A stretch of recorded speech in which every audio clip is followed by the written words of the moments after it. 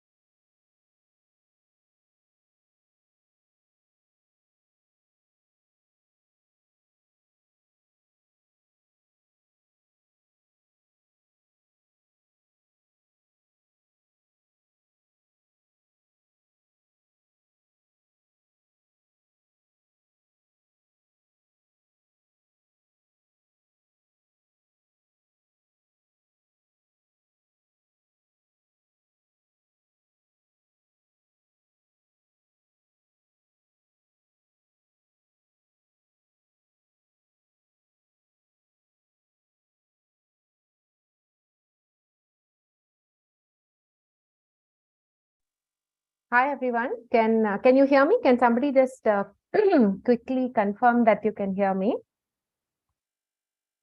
Yes, ma'am. Yeah, great. Okay. Good morning, everyone. Welcome to the second day of this inclusive ecology workshop. I think yesterday was quite full and very interesting, lots of new concepts. And today we'll move on to another set of concepts. So let me quickly introduce myself. I'm Kavita Ishwaran. I'm a behavioral ecologist at the Center for Ecological Sciences. And my students and I, we study a wide range of questions in behavioral and evolutionary ecology, lots of different study systems like antelope and lizards and mosquitoes, butterflies. And in every case, we are very excited about trying to understand how the environment and the complexity in the environment shapes the evolution of traits. So today, what I'm going to do is give you a brief feel for quantitative thinking. And before I start telling you what that is all about, I thought I'll start with an example. I find it easier to understand with an example. So let me share my screen and yeah, sorry, I'm at home and we have lots of very friendly dogs around. So hopefully that's not too much of a disturbance. Okay, just a second.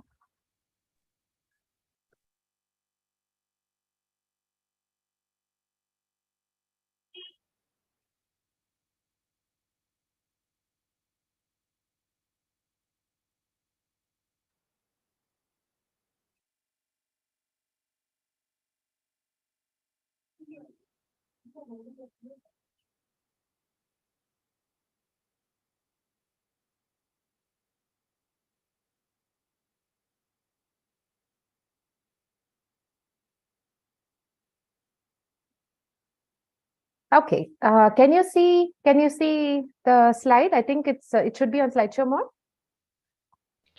Yes. Yeah, Yes, great. Yeah, thank you. Yeah.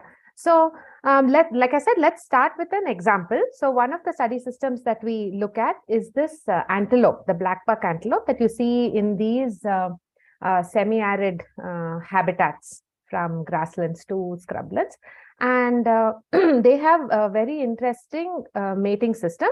So in this mating system, what they do is males gather on these large breeding grounds and establish territories. And these territories are really small, very close to each other. So in the screen, for example, each individual there is a male.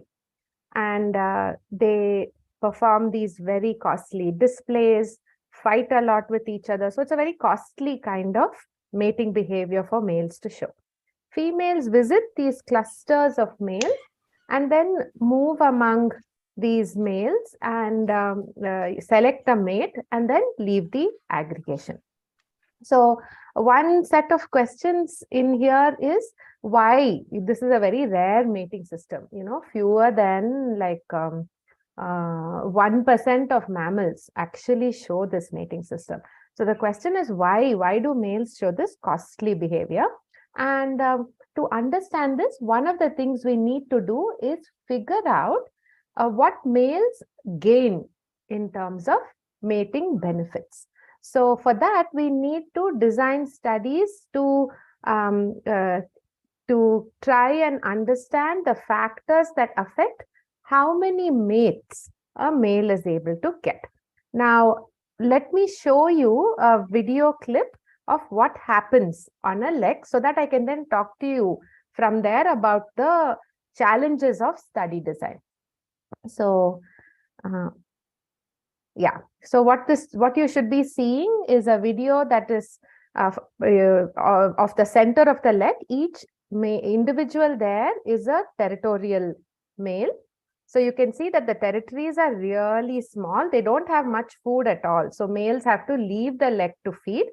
They do all these displays. So you can see two males performing a parallel walk, and these displays can become fights. where they actually kind of clash their horns. These horn clashes can be short, like here, and the males might then stop, or they can become really costly, where they kind of move all over the lek while fighting. Now, apart from these interactions, you will also see, so there are these males fighting with each other, and then you'll also see females interacting with the males, and then at the same time, like here, for example, you can see a female and a male interacting. And then apart from that, you'll also see females interacting with each other. So there is a lot going on the lek. Here you can see multiple females on a male's territory. So now, for a behavioral ecologist like me who's trying to understand what influences how many mates a male gets, I have to somehow make sense of what's going on this large lek with just so many individuals and so many different types of interactions. So going into the study, I have to figure out what are all the things we should measure. How do I measure them well so that I'm getting an unbiased picture? Now, after I measure things, I have all these different data. How do I analyze the data? And how do I ensure that the answer I get from my analysis, that I have confidence in them? So that's what I hope to touch on today. And, I gave you an example from behavior because, that's the kind of work that I do. But the same kinds of issues will apply to all these different fields in ecology and evolution. So, for example, if you're studying predator-prey interaction, so here's an example of a snake preying on bulbul eggs. So, if you're studying predator-prey interactions, or if you are interested in larger scale community ecology patterns, why are there so many different species in one area, but fewer species in other areas, or you're trying to look at the evolution or distribution of species, or maybe you are motivated, what excites you in ecology, evolution, behavior, conservation, are these applied questions. So for example, you can see these butterflies on this invasive plant lantana. So maybe you are interested in looking at how invasive plants might change species interactions or might change ecosystem processes. Or maybe, you might be studying human-animal conflict. So this shows you black buck feeding in a crop field. And maybe what you are interested in is figuring out predictors of crop damage. So no matter the kind of question you're interested in ecology, evolution, behavior, conservation, it's all about answering those questions well. So when it comes to answering these questions, there are two important aspects to this. One is good study design. So how do we design a study effectively so that we are confident about the answers that we are producing at the end of the study? And again, study design is a vast topic. Today, we'll touch upon a few key issues here about the need for replicates, what kinds of replicates, ideas about interspersion, randomization, and so on. So we'll step through a few key concepts. The second aspect, like I was telling you, is once data comes in, then how do you analyze and make sense of the data? And so we'll talk about statistical inference. So today in quantitative thinking, we'll be talking about study design and then statistical inference. And in statistical inference, we'll ask, why do we even need to use statistical methods? Just look at the data, come up with the answer. Why do we need statistics? And then secondly, what are key statistical quantities that we commonly use? And finally, something we always worry about. How do I decide what kind of statistical test I need, statistical model I need? So again, these are, remember, kind of brief introduction. We have about 2.5 hours, accounting for breaks and so on. So these will be kind of brief introductions to these questions to give you a feel for the kind of quantitative thinking you need to bring in your research. So that, remember, these are all tools. These are all tools that allow us to do what we love to do, which is answer questions in these research fields. Okay, so let's start. Let's start with study design. And along the way, I'm going to, hopefully ask you some questions and try to, get a feel for you for how you're thinking. You can put your questions and your answers in the chat box. So I'll be asking you those questions. And we'll also stop at key points and take up any discussion points also. Of course, along the way, if something is not clear at all, please do, raise your hand, or you can just unmute and just interrupt me. That's totally fine. Okay, so let's start now with the study design. So let's start by first thinking, what do we want study design to achieve? What should, if our design is effective, what should it achieve? So, sorry, yeah. The first kind of broad goal of study design is generalization. What do we mean by that? So imagine that what we are doing is studying this species of lizard, the rock agama, and we are interested in asking whether, just a simple question, are male rock agamas larger than female? So the individual in the top part of the figure is a male, the individual in the bottom part of the figure is a female. So this is my question. So what I do is I go out there into my population, I catch 20 males and I catch 20 females, and I measure them. And now I want to try and come to a conclusion. Now, my goal is not to say that these 20 individuals are different from these 20 males are different from these 20 females. What I want to do is use my sample to generalize to my study population. So I have to design the study so that I can confidently generalize from my sample to the population. So meaning that the sample is only interesting from the point of view of what it says about the population. The second goal of study design, good study design, is to try and get reliable information.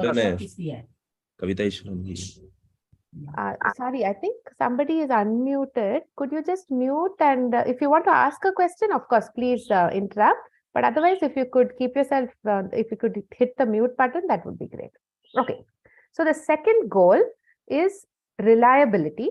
So what do we mean by reliability? I did this study this year. I went out and measured 20 males, 20 females, compared them, came up with an answer, that males are 50% larger than females.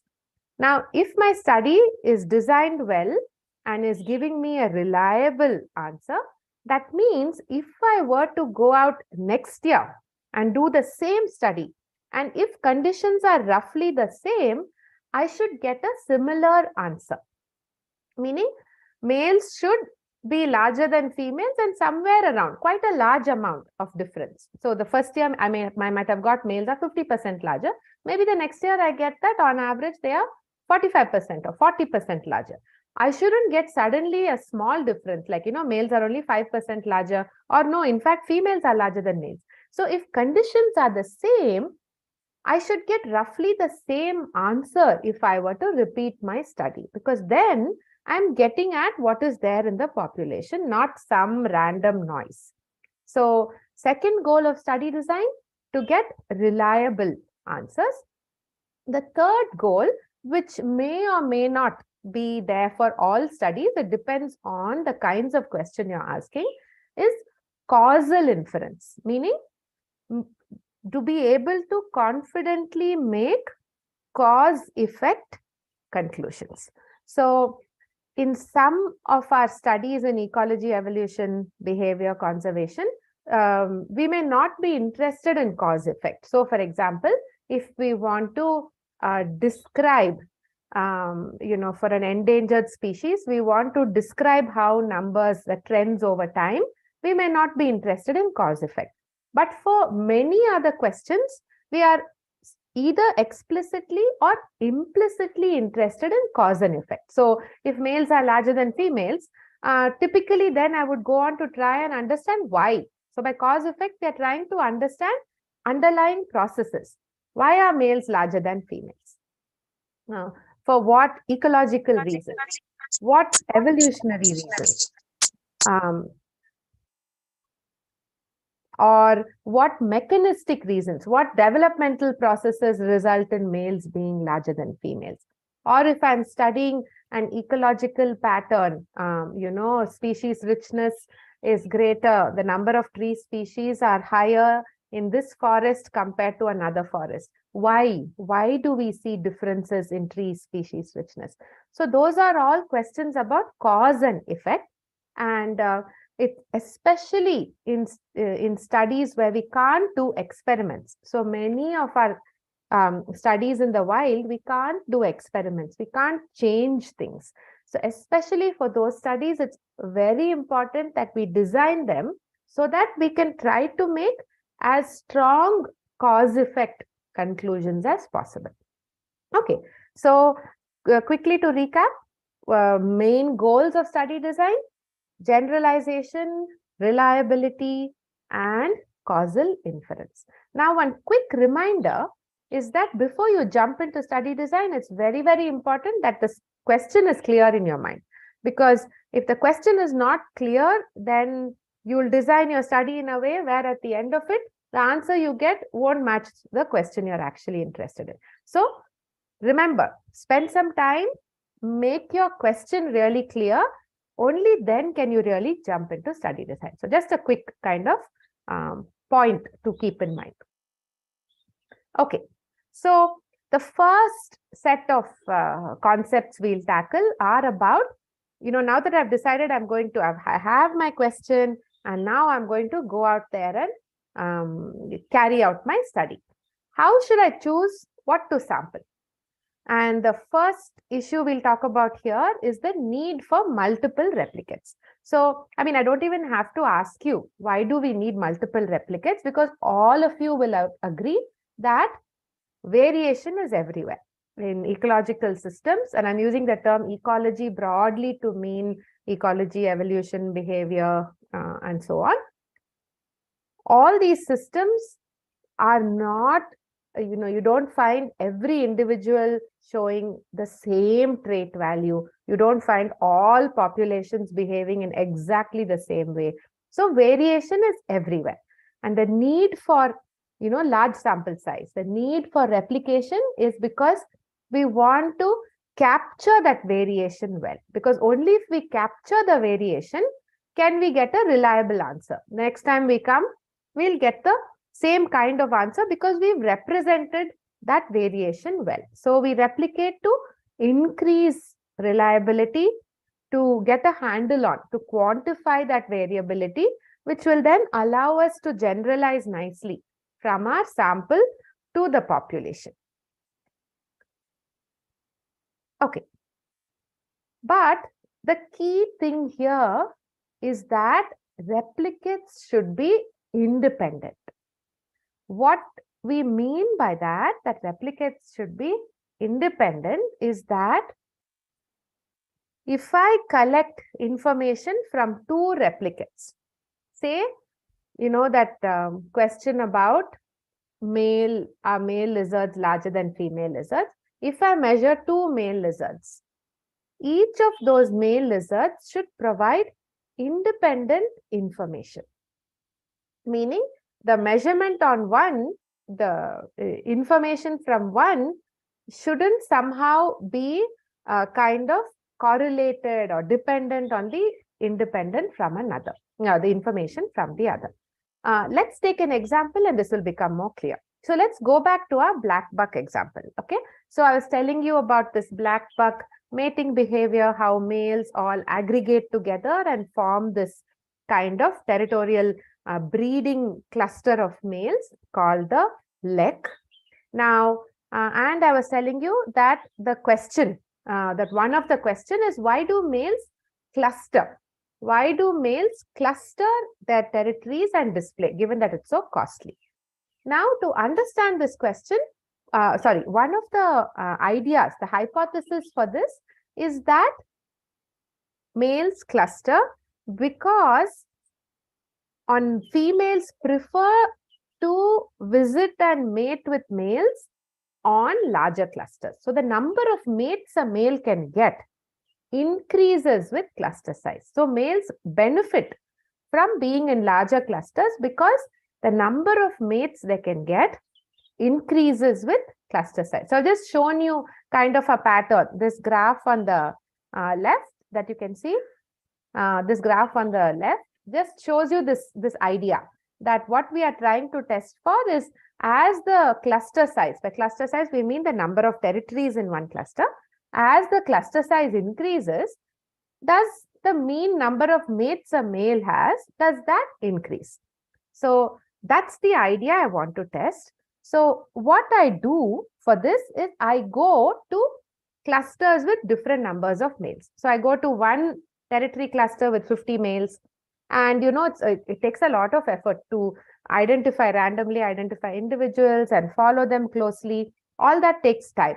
So I sample 10 males. I'm not able to sample all males. So I'm able to sample 10 males in this cluster of 50.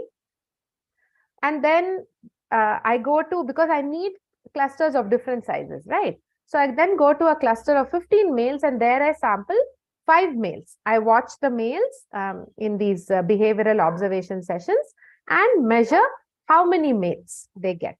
And then finally, I go to a cluster of 5 males and there I sample 3 males. So for each one of these males, I'm recording how many mates do they get. So here's my first question to you, which is, I've given you the information there on the screen. What is my sample size? How many independent replicates do I have? So you can just type it into the chat box. How many, what's my sample size? How many independent samples do I have? And remember, we are all in this together. We are all learning here together. So don't worry about, is this correct? Is this wrong? And so on.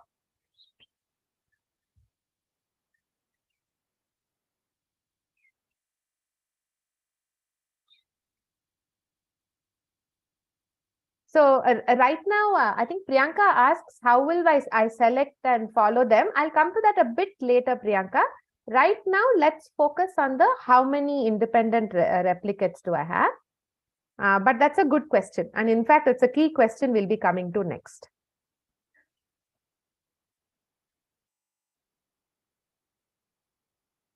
Okay, so there are quite a few answers here. So many of you are saying that I have 18 independent replicates. Now, how many of you will want to rethink it or try to think of why I say that in fact we don't have 18, we have only 3. So I'm just going to give you 10 seconds to think about it and then I'll discuss it. Can you think of why I'm saying that in fact, although I've sampled 18 males, the number of independent replicates I have is 3.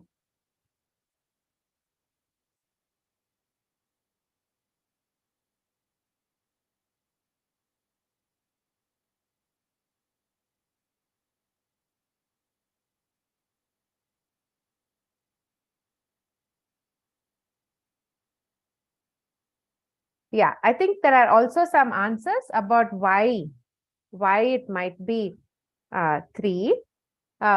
So I'll just invite, I'm just looking into the chat box and I'm just inviting, say, Utsav, are you able to unmute? If you're able to unmute, can you just quickly say why you think it's 3?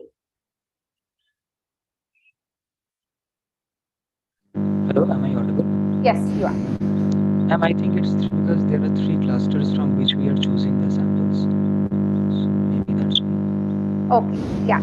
So I think by now, I think many of you are kind of getting the point, which is let's go back to our question.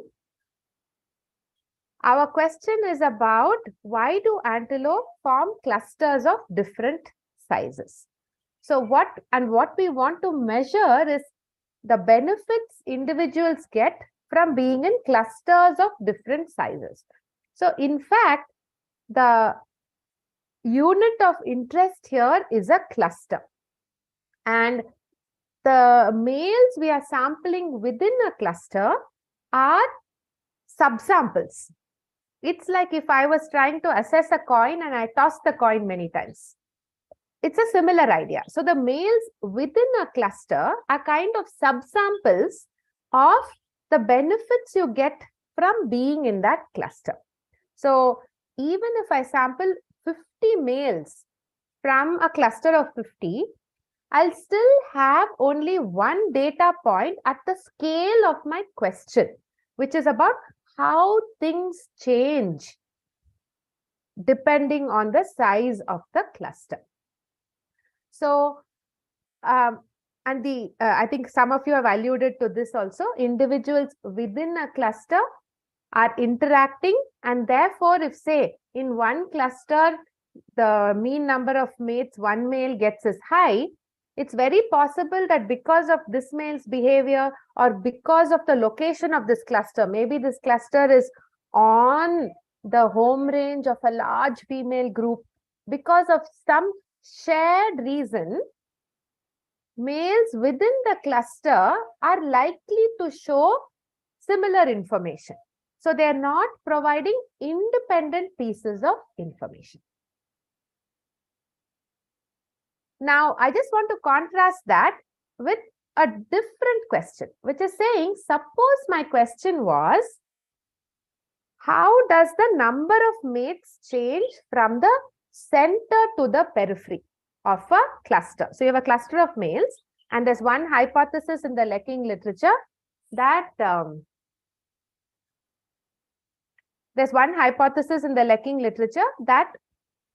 central territories are more attractive to females, that females prefer to visit and mate with males on central territories. Now, for this question, the scale has become different. Now, what I'm interested in is not clusters of different sizes. Rather, I'm interested in how the number of mates changes as you go from the center of the cluster to the periphery. So if you look at this graph here, what I'm interested in is distance from the center. How does that influence the number of mates? So here, in fact, a territory, a male, can be an independent replicate. Still, we have to account for neighboring males influencing each other or sharing a similar environment. We'll still have to account for a bit of that correlation, but males are much more of an independent replicate here in this question than they were in the previous question. Let me just wait for a few seconds for that to kind of sink in. I hope it's clear to you how, even though I'm measuring, the unit on which I'm making my measurement is the same. I'm watching a male and recording number of mates the male gets. Even though the unit of measurement is the same, what an independent replicate is changes depending on the question. At this point, you might say, okay, now, you know, for the previous question where you were looking at individuals across clusters of different sizes, why didn't you just pick one male and measure? The reason for that is even within a cluster, there is variation. So to get a good data point for that cluster, we still need to get multiple subsamples. So getting multiple subsamples increases our confidence of our estimate of what's happening in that cluster. And this is, you know, a common, let me see if I can write here. I'm going to try this. Okay, let's see if this works. You know, this is a common problem in study design, which is, you know, number of samples say in this case, it would be number of samples within cluster versus number of clusters. You know, because the mating season, for example, in this species, the mating season, the peak mating season is just 3 weeks. In the 3 weeks, I have to decide how should I distribute my effort within cluster versus between clusters. So this is a common issue that all of us tackle with. Okay, so this is about non-independent replicates, and we've just discussed how you might have correlations in space, meaning the individual replicates, the information they are providing is correlated because of some shared environment. In this case, males may not provide independent information if they come from within the same cluster. Now, similarly, here is another situation. What if I measure all the small clusters, so clusters of 5, 8, 15, and so on, in the first half of the breeding season, and all the large clusters in the second half of the breeding season? And I get this really strange result. Let me see if I can draw the result. I get this really strange result that, in fact, if you look at cluster size, CS is for cluster size, and you look at the number of mates, the number of mates actually decreases with cluster size, which is very, very surprising, because that goes, you know, against the idea that I have, which is fine. You know, it could be like a very novel result, but can you think of one problem with study design?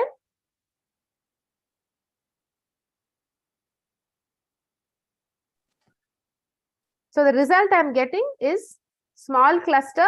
In fact, the number of mates is higher per male in small clusters compared to large clusters. So one possibility is, in fact, I got the benefits all wrong. That's one possibility. What is another possibility for my result?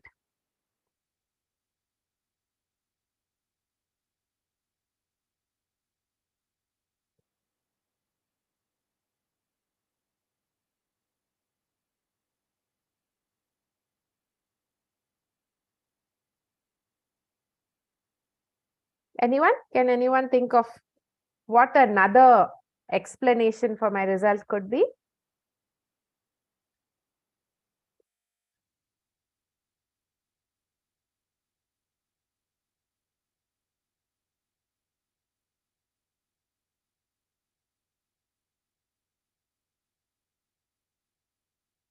Can I just invite, I'm just looking, can I just invite someone to Ria? Ria, what do you think? If you are there and if you can, if you're able to unmute.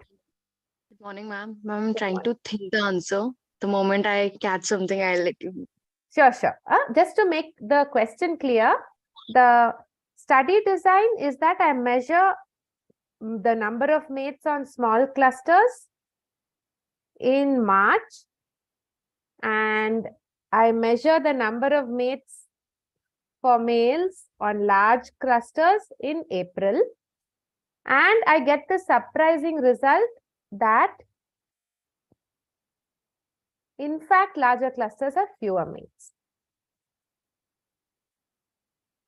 Yeah, so there are some answers.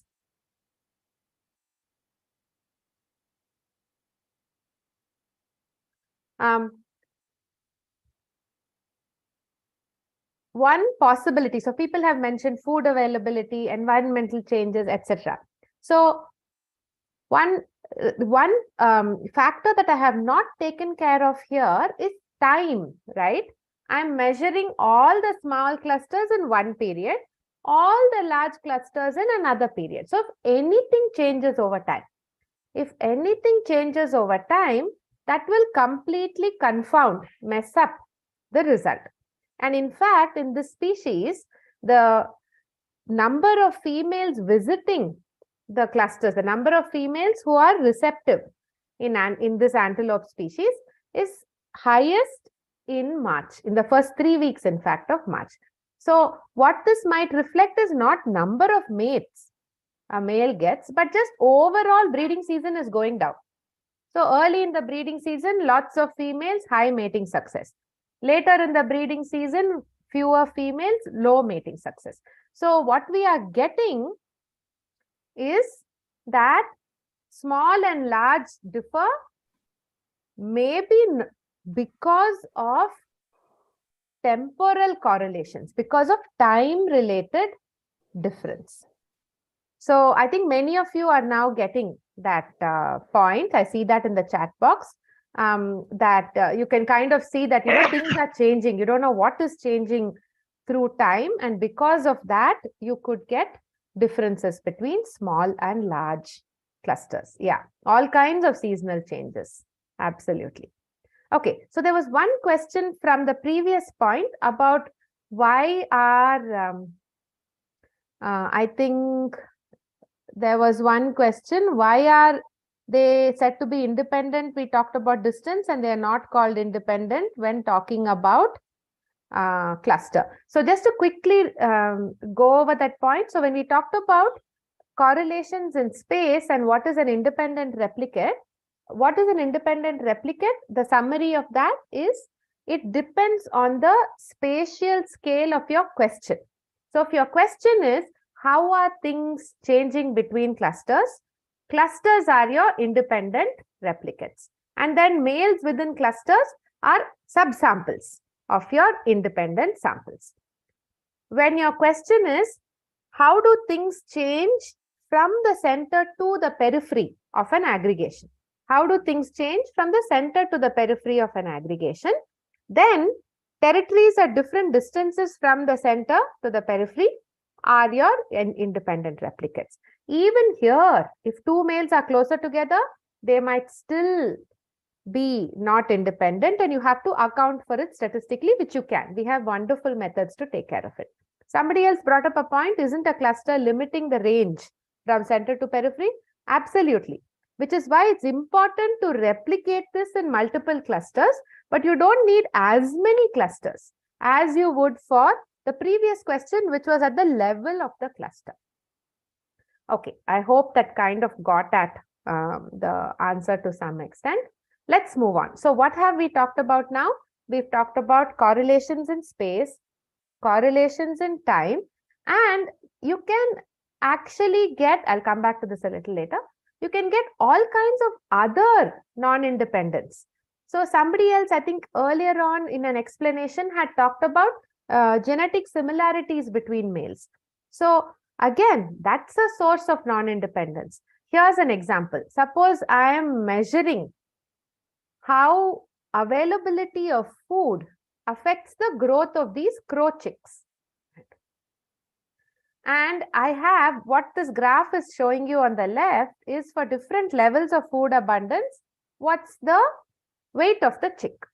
And the colors basically refer to multiple chicks from the same nest. So you have 4 chicks from one nest, 3 from another, 3 from another.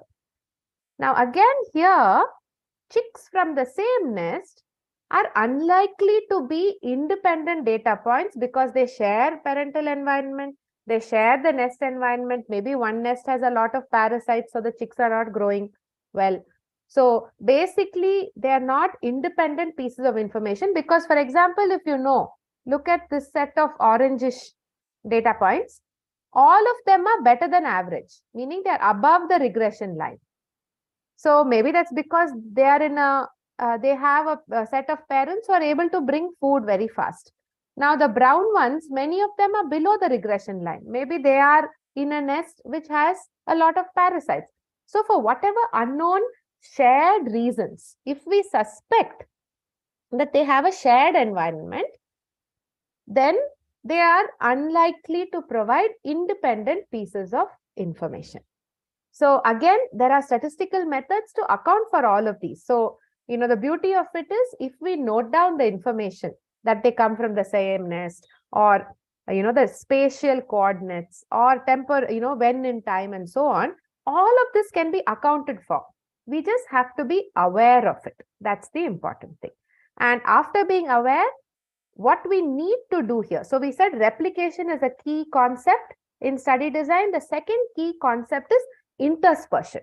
So interspersion means you mix things up on the gradient that's causing the correlation. Meaning, if space is a problem, you should mix things up in space.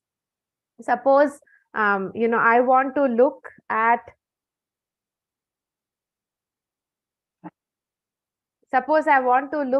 the effect of, different clusters, males in different clusters. I should make sure that these clusters, whatever conditions these clusters are experiencing, and the males are experiencing in these clusters, I should measure them. I should measure them not in any particular order, but kind of ideally randomized or distributed well, so that spatial correlation is broken up. Similarly with time. So I shouldn't measure all small clusters early in the breeding season, all large clusters later in the breeding season. I should mix it up. I should intersperse them. I should have a design so that small and large clusters are distributed over time. That's the idea about interspersion. Okay, so just to round this up, I'm going to give you one last kind of exercise. We're going to go through an example and then we'll move on to a different concept. Here's the example. So the example is this. So suppose I am studying a particular bird species in a landscape where there are forests where logging occurs. So logging is where trees are felled. So you have the removal of trees from some forests and other forests where you don't have such tree removal. So you don't have logging.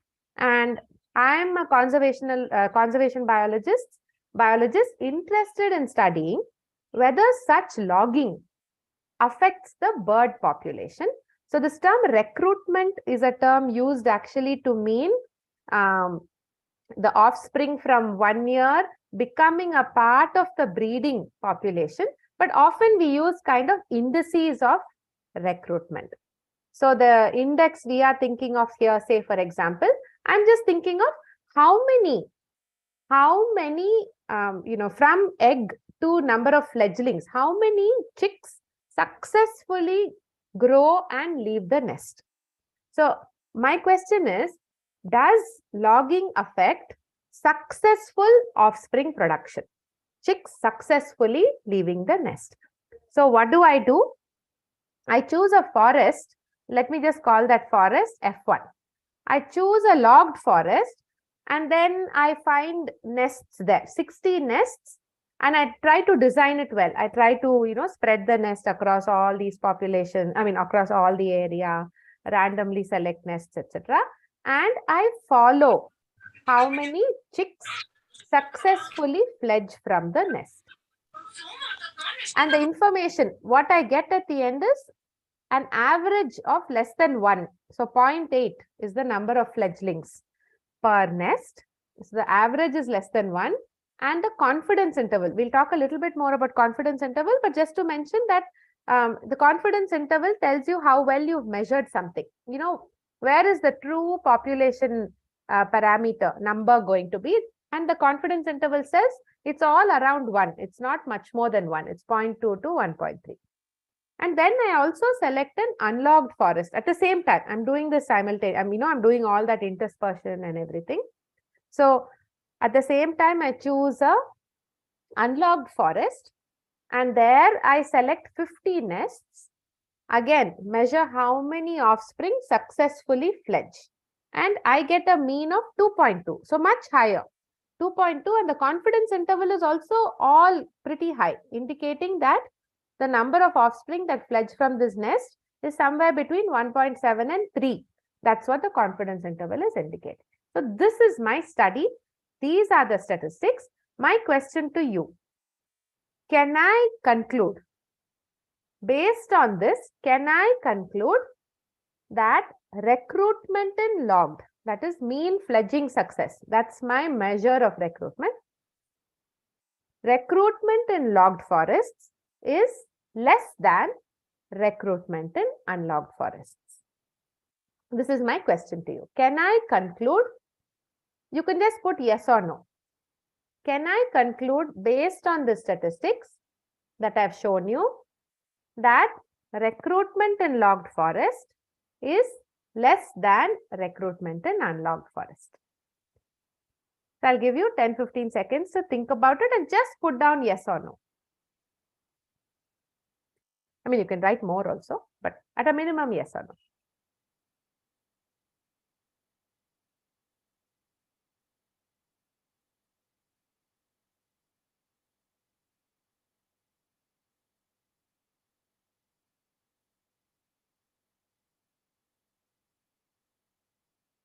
Okay, now you have to randomly start writing yes or no because 10 seconds is over. What do you think?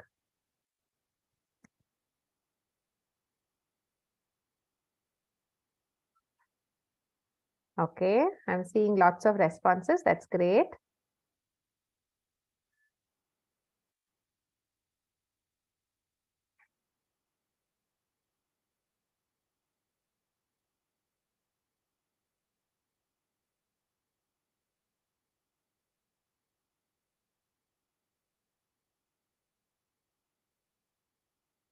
Okay, I'm just going to pick some of the no's. Saravanan,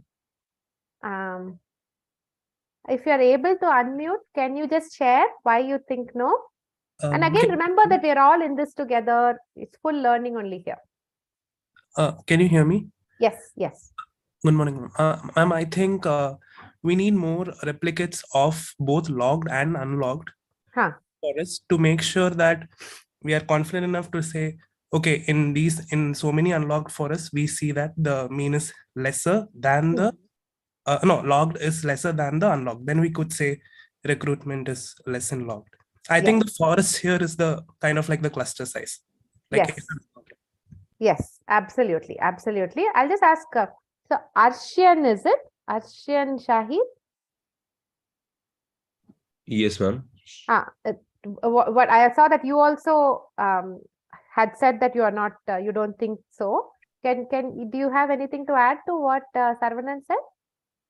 Basically, my primary instinct was the same as him, but I was also thinking that first of all, the sample size is unequal.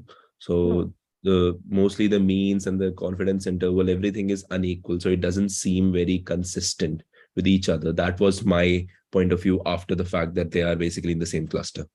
Yeah. Okay.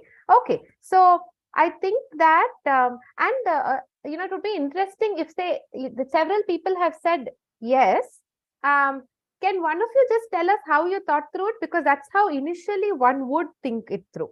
So does anyone who had said yes want to just unmute and just...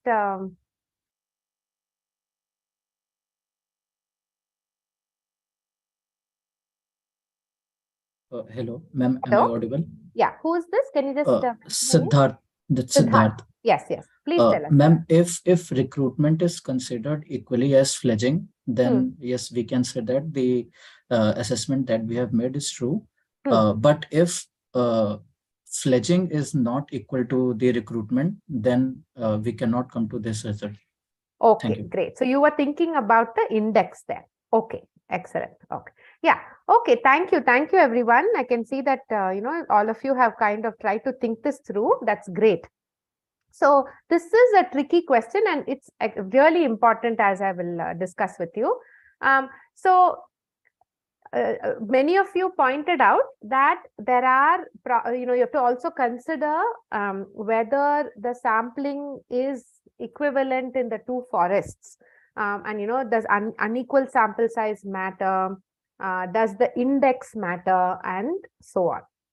Absolutely. Now, if we for now assume that the sampling was done well and and I'll talk to you a little bit more about whether sample sizes have to be equal or not a little bit later. If we can assume that, we still cannot conclude that recruitment in logged is less than recruitment in unlogged, we can, based on the statistics. Statistical inference would mean what we can do is say recruitment in F1, forest F1, statistically there's sufficient evidence that recruitment in F1 appears to be less than recruitment in F2. Because again, as some of you pointed out, the scale of the question is at the forest. We are saying are logged forests showing lower recruitment than unlogged forests. So for us, actually, the replication is at the scale of forests.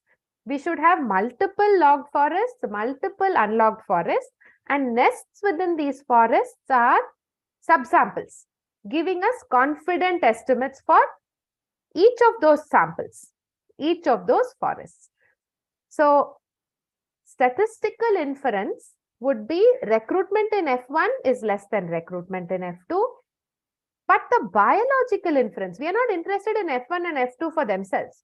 We are interested in them as representatives of logged and unlogged. And the inference we want to make is about the effect of logging. That we cannot do statistically. We can do that. The biological inference will have to be done based on features of F1 and F2. Meaning, statistically speaking, we only have n equals 1 and n equals 1.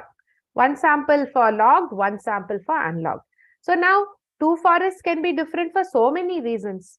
Even two logged forests are likely to be very different. Two unlogged forests are likely to show differences. So, to be able to attribute the difference to logging, we have to be very careful. So, let me discuss how we might do that.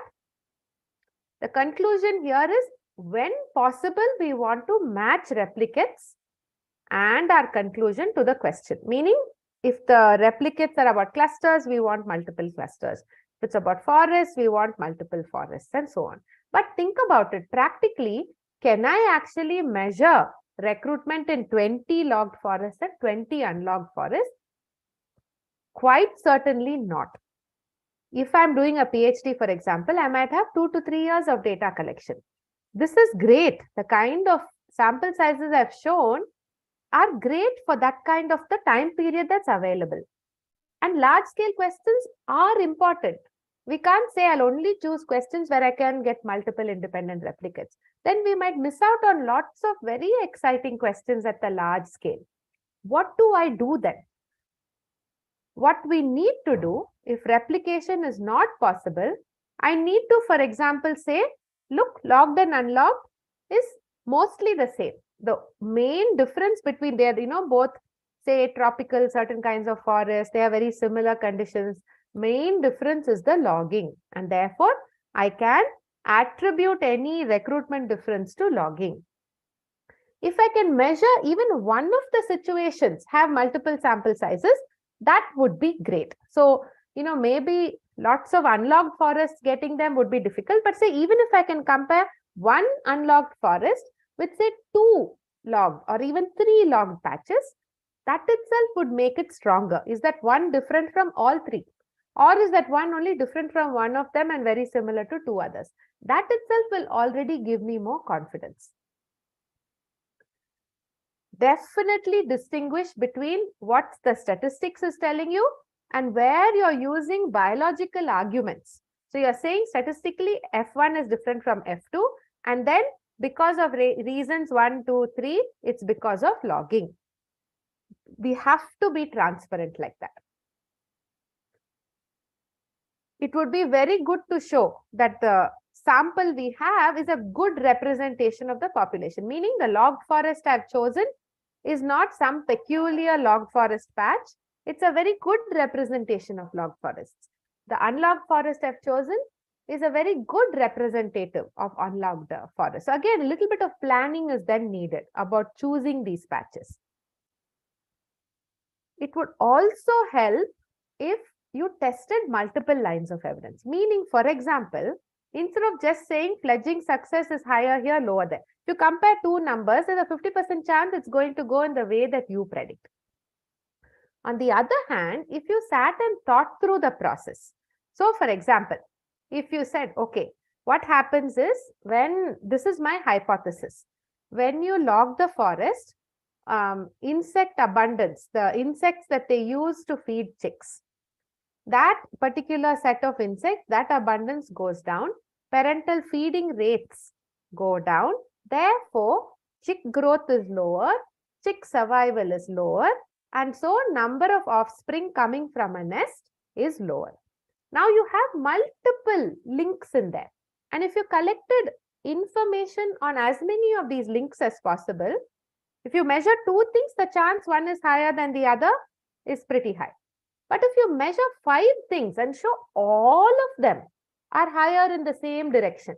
So insect abundance is lower in the logged forest, parental feeding rates is lower, and so on. If you show multiple links in your explanation, that strengthens your argument. So even though number of forests you have is small, you're showing much stronger evidence for why logging is the reason for the difference in recruitment between the two populations.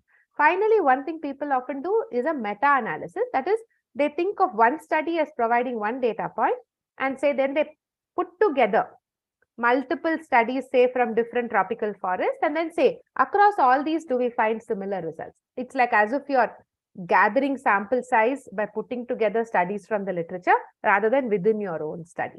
So there are a lot of meta-analytical approaches also for these large-scale questions.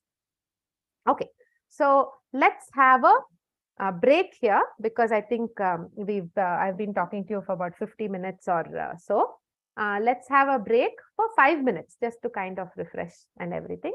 Let's get back together at, we'll keep having multiple breaks. Let's get back together at 11:10 and resume then. So I'm just going to stop sharing for now.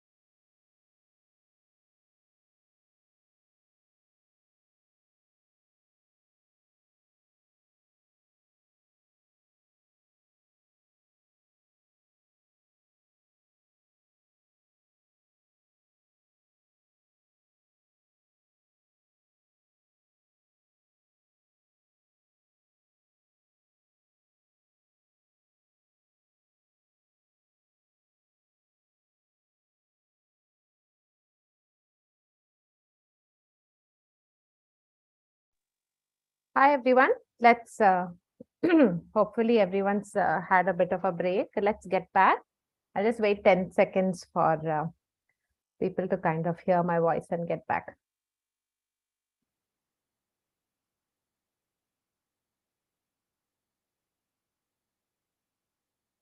I'll also start sharing the screen.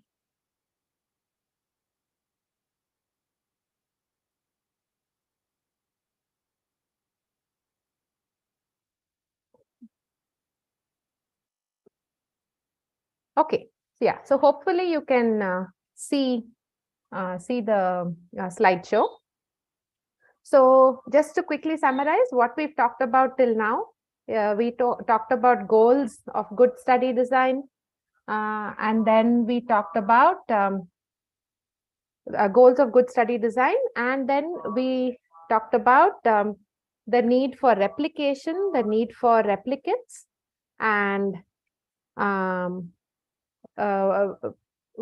what an independent replicate is and why non-independence can come because of either sampling units being close to each other in space or close to each other in time or close to each other in terms of genetic relatedness or close to each other in terms of being in the same social group or parental environment or anything that can make them kind of behave in a similar way. By behave, I don't mean that it's animal behavior, meaning that the values you get are affected in a similar way. Okay, so there's a question here. Can you explain the biological inference part 1, which should be distinguished from statistical inference? Okay, so if you remember, when we talked about statistical inference, we said that what we try to do is we try to make a broader conclusion from sample to population. So what we wanted to do in the recruitment example is from our sample of logged and unlogged forests, we want to come to a conclusion about the population of logged and unlogged forests. The problem there is that we only have one sample of logged and one sample of unlogged. So we can't really make strong statistical conclusion with sample size of 1. I can't say something about the universe of logged populations or the universe of unlogged populations in that study area, in that landscape. I did sample multiple nests. So what I can do from my sample of nests is I can go from sample to that forest as a population. So for that forest F1, statistically, I can make strong conclusions. And for the forest S2, F2, from the sample of 50 nests, I can make a good, strong statistical conclusion for the population of nests in that F2. So I can make strong at the statistical inference level. I can say things about F1 and F2, but those are individual forests. I can't make statistical conclusions at the level of generalization I'm interested in, which is logged forests and unlogged forests. So there, I need to bring in arguments like, listen, F1 is a good representation of logged, F2 is a good representation of unlogged. So I can, I have a good justification for saying that the difference between F1 and F2 is because of the logging. They are similar in other ways. Look, I've measured their other conditions. Other conditions are all similar. It's not like there are more predators here and fewer predators there. It's because of the logging. So I'm using these other pieces of information, not the main design, to come to the conclusion that the difference between an F1 and F2 is because of logging. Venu, did that answer the question? Yes, ma'am. Okay, yeah. So please do post your questions. I'll keep an eye out. And if I forgot to mention that we have Janvi from CES. She's helping with this session, monitoring the the chat box and so on, and she'll help point out if I miss out any question. Okay, so let's move on now to a slightly different set of concepts. Oh yeah, no, sorry. Let's, I wanted to first round off this discussion about sample size. So we are saying, okay, previously we had pseudo replication, sample size of 1 is obviously not enough. More is better, but how many? And you'll see all these kinds of, rules of thumb in the literature, which I'm not even sure how they got there. So some, you might see something like 30, aim for 30. Why 30? We really don't know. So the answer is a bit difficult in the sense, the answer is it depends. And it depends on what? It depends on the variability in the system. If you have more variation, you need more sample size. So in fact, I think there were some comments about how n equals 60 in F1 and n equals 50 in F2. That might actually be totally fine. If there's more variation in F1, in fact, you need more samples there. So the sample size should be similar, shouldn't be horribly asymmetric. But if an area, imagine you're comparing, say, a plantation to a rainforest fragment, and you're measuring something about tree features. The plantation is likely to have much less variation than the tropical forest fragment, the rainforest fragment. So even if the rainforest fragment is, say, smaller in area than your plantation, you might still need to sample many more trees there than in your plantation. So sample size really depends on variability, and that's because you want to capture the thing you're measuring as precisely as possible. And we'll come back to precision when we start talking about statistics. So sample size depends on 1, variability, and 2, it depends on what you want to ideally detect. Meaning, suppose I say recruitment is different in between the two populations. How much of a difference do I want to measure? Do I want to measure 2% difference? Or do I want to measure 20% difference? If I want to measure 2% difference, I need a much larger sample size to be able to see tiny differences. If I want to measure a 20 or a 50 or 80% difference, I can, even if there's noise, I'll still detect it. I need a much smaller sample size. So how much, and of course, there may be no, the point is not that there is a difference and I have to detect it. The point is, suppose my conclusion at the end of my study is, no, recruitment does not differ between logged and unlogged. Logging does not affect bird population. Suppose that's my conclusion. I could have, a fellow ecologist, I could have an ecologist ask me, I'm going to try and draw this here. You're saying there's no difference, but just look at your data. So this is logged, this is unlogged, and this is bird population, that recruitment. So this is logged, this is unlogged. Okay, but because of my sample size,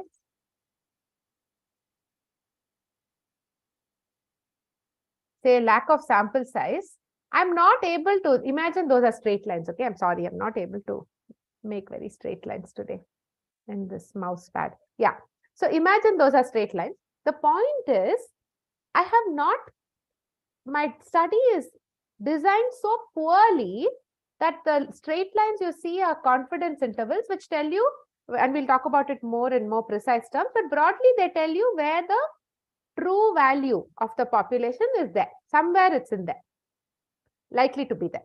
So you can see, I'm not able to, the way I've designed my study, the recruitment in logged forests can be anywhere here, and the recruitment in unlogged forest is anywhere here.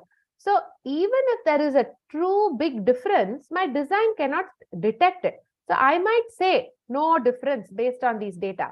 But a reviewer will ask me, was your study designed to detect a difference if it was there? So ideally, if there is no, if I'm saying there's a negligible difference, this is the kind of result I should get.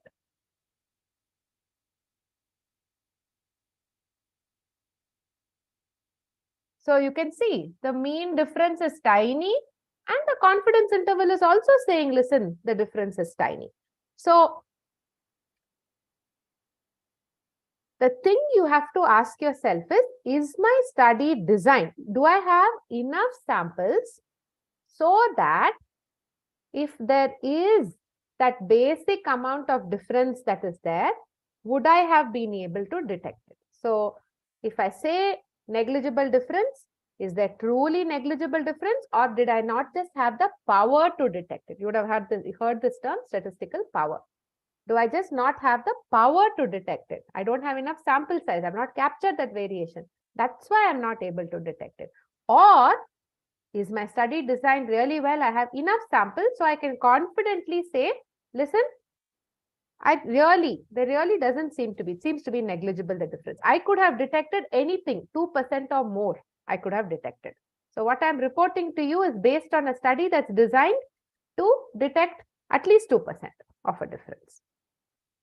The next question, of course, when somebody says this is, how do you figure out 2%, 20%? What is it? How is it? How do you figure it out? For that, you need to ask yourself, what is biologically meaningful? So in terms of like bird species recruitment, so this, the fledgling stage is when a lot of mortality happens anyway. So a tiny difference, 2% may not matter, but something like 20% might. So you have to figure it out thinking about the biology. It requires more thought about the process, but if you do that, you'll basically design a much stronger study. Okay, so that was about sample size. So I mentioned that term statistical power, and there is a lot of information, a lot of discussion now about these power analyses, which you should do before you do your study, not after you do your study. It's not very helpful after. Some of these references I'll share over email or in a later Zoom, in the chat box or so on.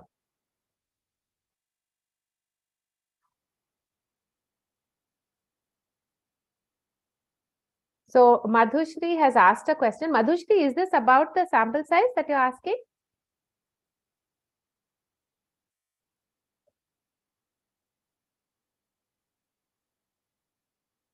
Okay, maybe I'll come to it again, maybe a little later.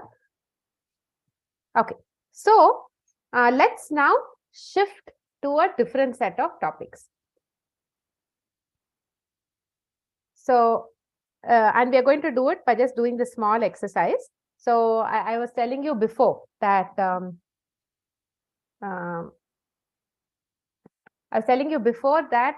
this plant here that you see is this invasive species lantana, and many of you may know this invasive plant. So it can kind of, especially in dry and moist deciduous forests in India, it can just spread, and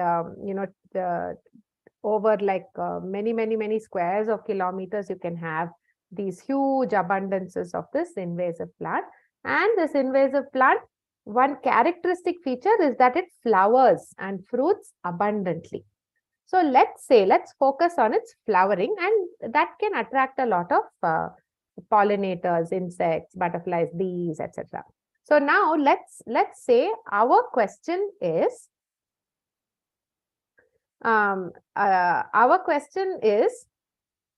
that this abundant flowering of lantana, why does lantana put so much resources into flowering abundantly? And suppose my idea is that it's to increase visitation by pollinators so that you can have successful fruiting, seed set, and so on. Seeds, it can produce seeds successfully. So I want to design a study to test the idea that the abundance of lantana flowers in the neighborhood increases. So my hypothesis is that abundant flowering is to attract pollinators, and my prediction, I want to design a study to test the prediction that the number of pollinator visits is positively correlated with how many lantana flowers are there. So let me then, give you one set of experimental design. So this is an observational design, and I'll already tell you what the kind of pros and cons are of such an observational design. So in this observational design, what have I done?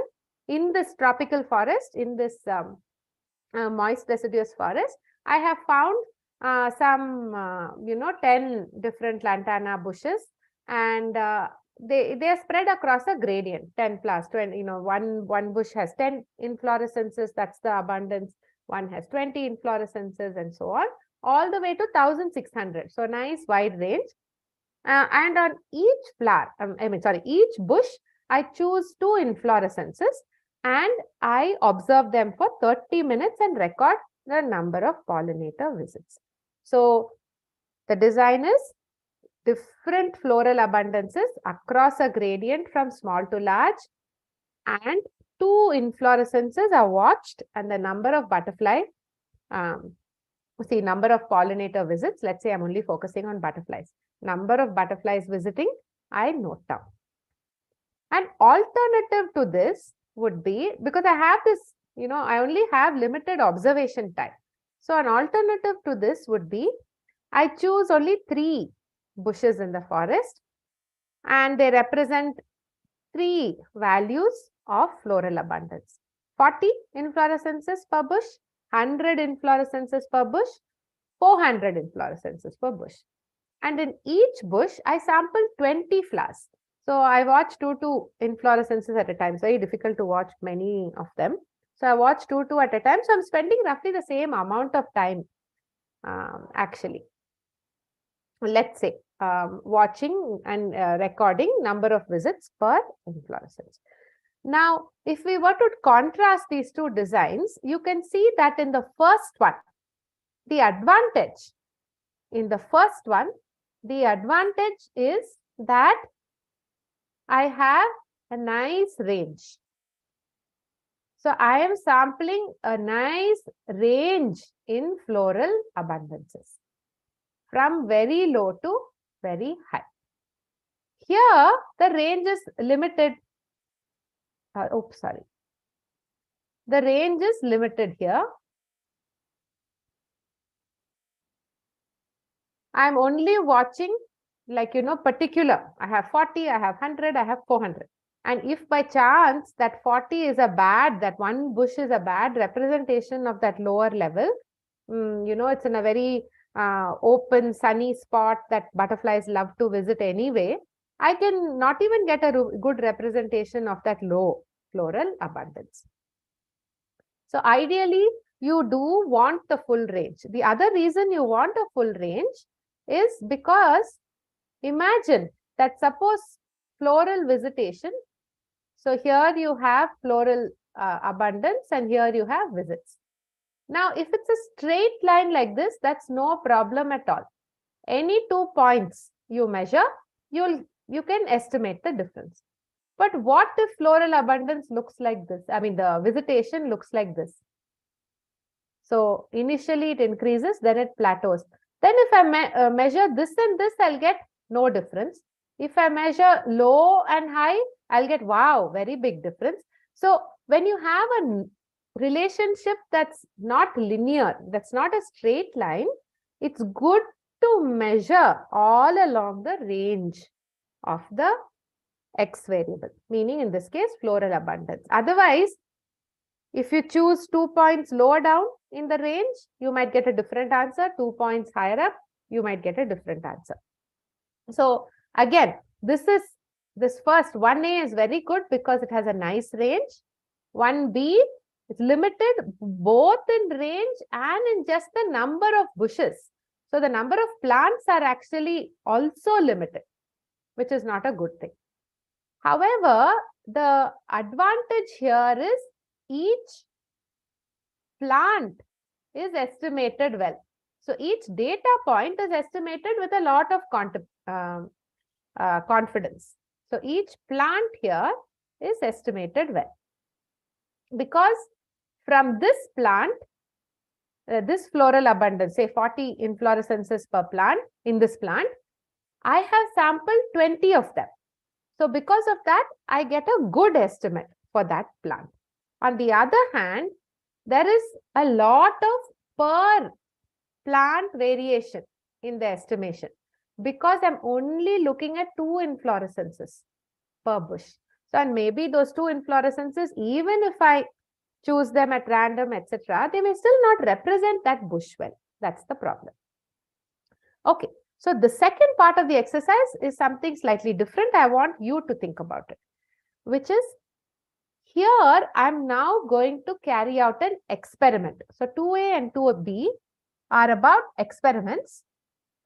In 2A, what I'm going to do is I'm going to create low and high flowering neighborhoods side by side within a bush. And I'll replicate this on 10 different bushes, which are all at least 100 meters from each other. So the idea is, say the pink is high floral range, floral abundance, and the yellow is low floral abundance on the same bush, side by side within the same bush.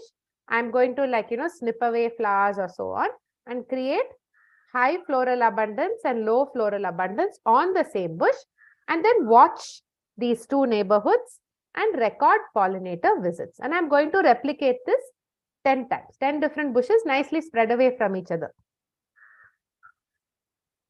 2B is different. In 2B, what am I going to do? Again, it's an experiment. So I'm going to create high flower neighborhoods on some bushes, low flower neighborhoods on some bushes, and these bushes will be at least 100 meters apart. Sample size is similar, so that I'll have 10 high flower, 10 low flower, each one separated. Okay, so 2A is side by side, low and high on 10 different bushes. 2B is 10 low created experimentally, 10 high created experimentally. Each one of these is on a separate plant, and these plants are at least 100 meters from each other.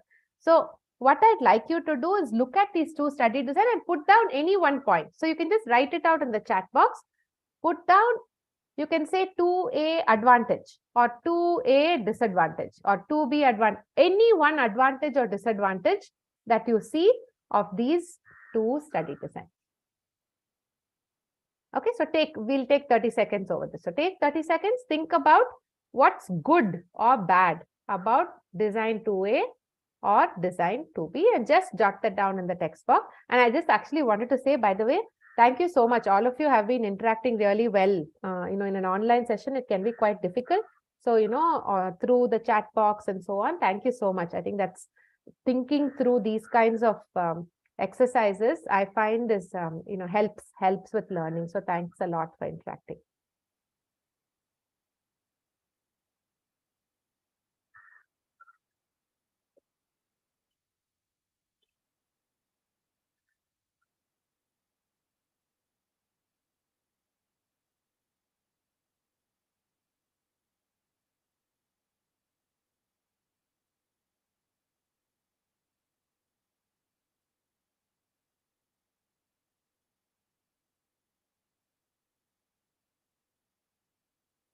And your reasons can also be logistical, because imagine traveling around in a forest when you have 20 bushes to visit versus 10 bushes to visit.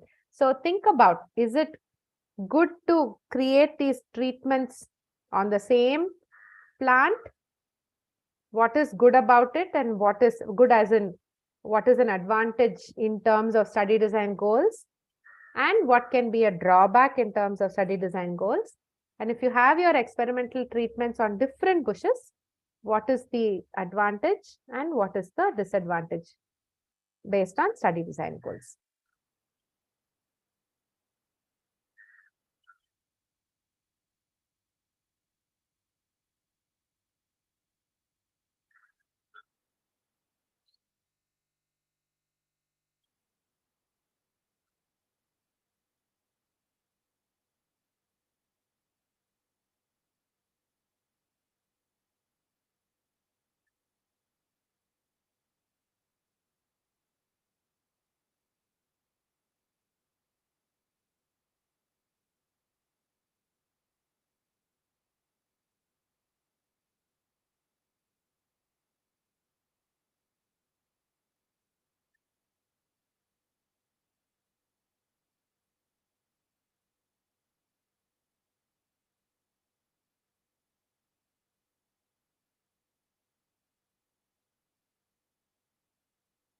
So a couple of you have typed it in, others, just think about it. Just put down whatever you can think, whether it's you feel like having these treatments on the same bush or different bushes, how you think it can affect your, how can it affect your ability to test this idea, test for this relationship. We'll wait another 10-15 seconds and then we'll discuss this.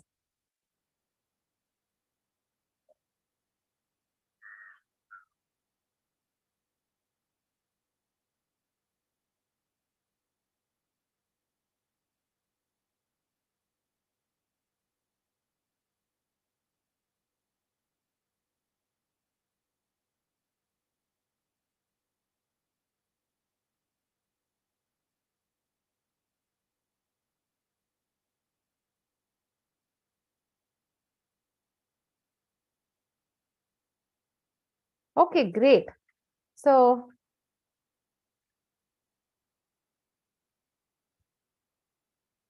yeah, so that's great. All of you have come up with really good points. So I'm just kind of at this point haphazardly selecting one person to Priyanka. Do you want to just mention why you think 2B? What were you thinking of?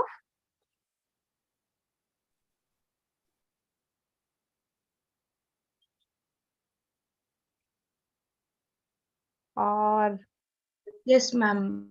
Am I audible? Yes, now I can hear you. Yeah, actually, the question is the to test the abundance of lantana flowers. Yes. So in second 2B case, I think the bush which has high flower and comparatively to the bush which has low flowers, then we can compare the results whether the visitation is greater in higher ones or not. Also, the number is higher in this 20. So I think according to me. Okay.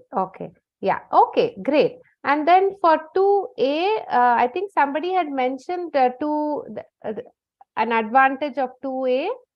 I think I'm just looking. Madhushri, can you give your logic for 2A? That would be useful. Yes, ma'am.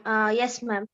Like if we consider the biological or abiotic environment, like availability of sunlight or the optimal condition for visiting of butterflies will be same in 2A. Therefore, we can easily deduce or draw conclusion whether they are visiting higher flower containing bush or like lower flower containing bush.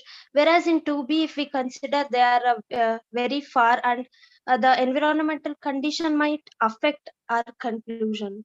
Yeah, okay, absolutely. Yeah. So, and I'm just also reading through the other points brought up by others. Absolutely. I think you've all hit on very important points. And so just to contrast, in 2A, many of you have pointed out that since these are side by side on the same bush, they could be affected. Like, for example, it's possible that butterflies that visit the high floral neighborhood kind of spill over into the low floral neighborhood. So treatments could affect each other.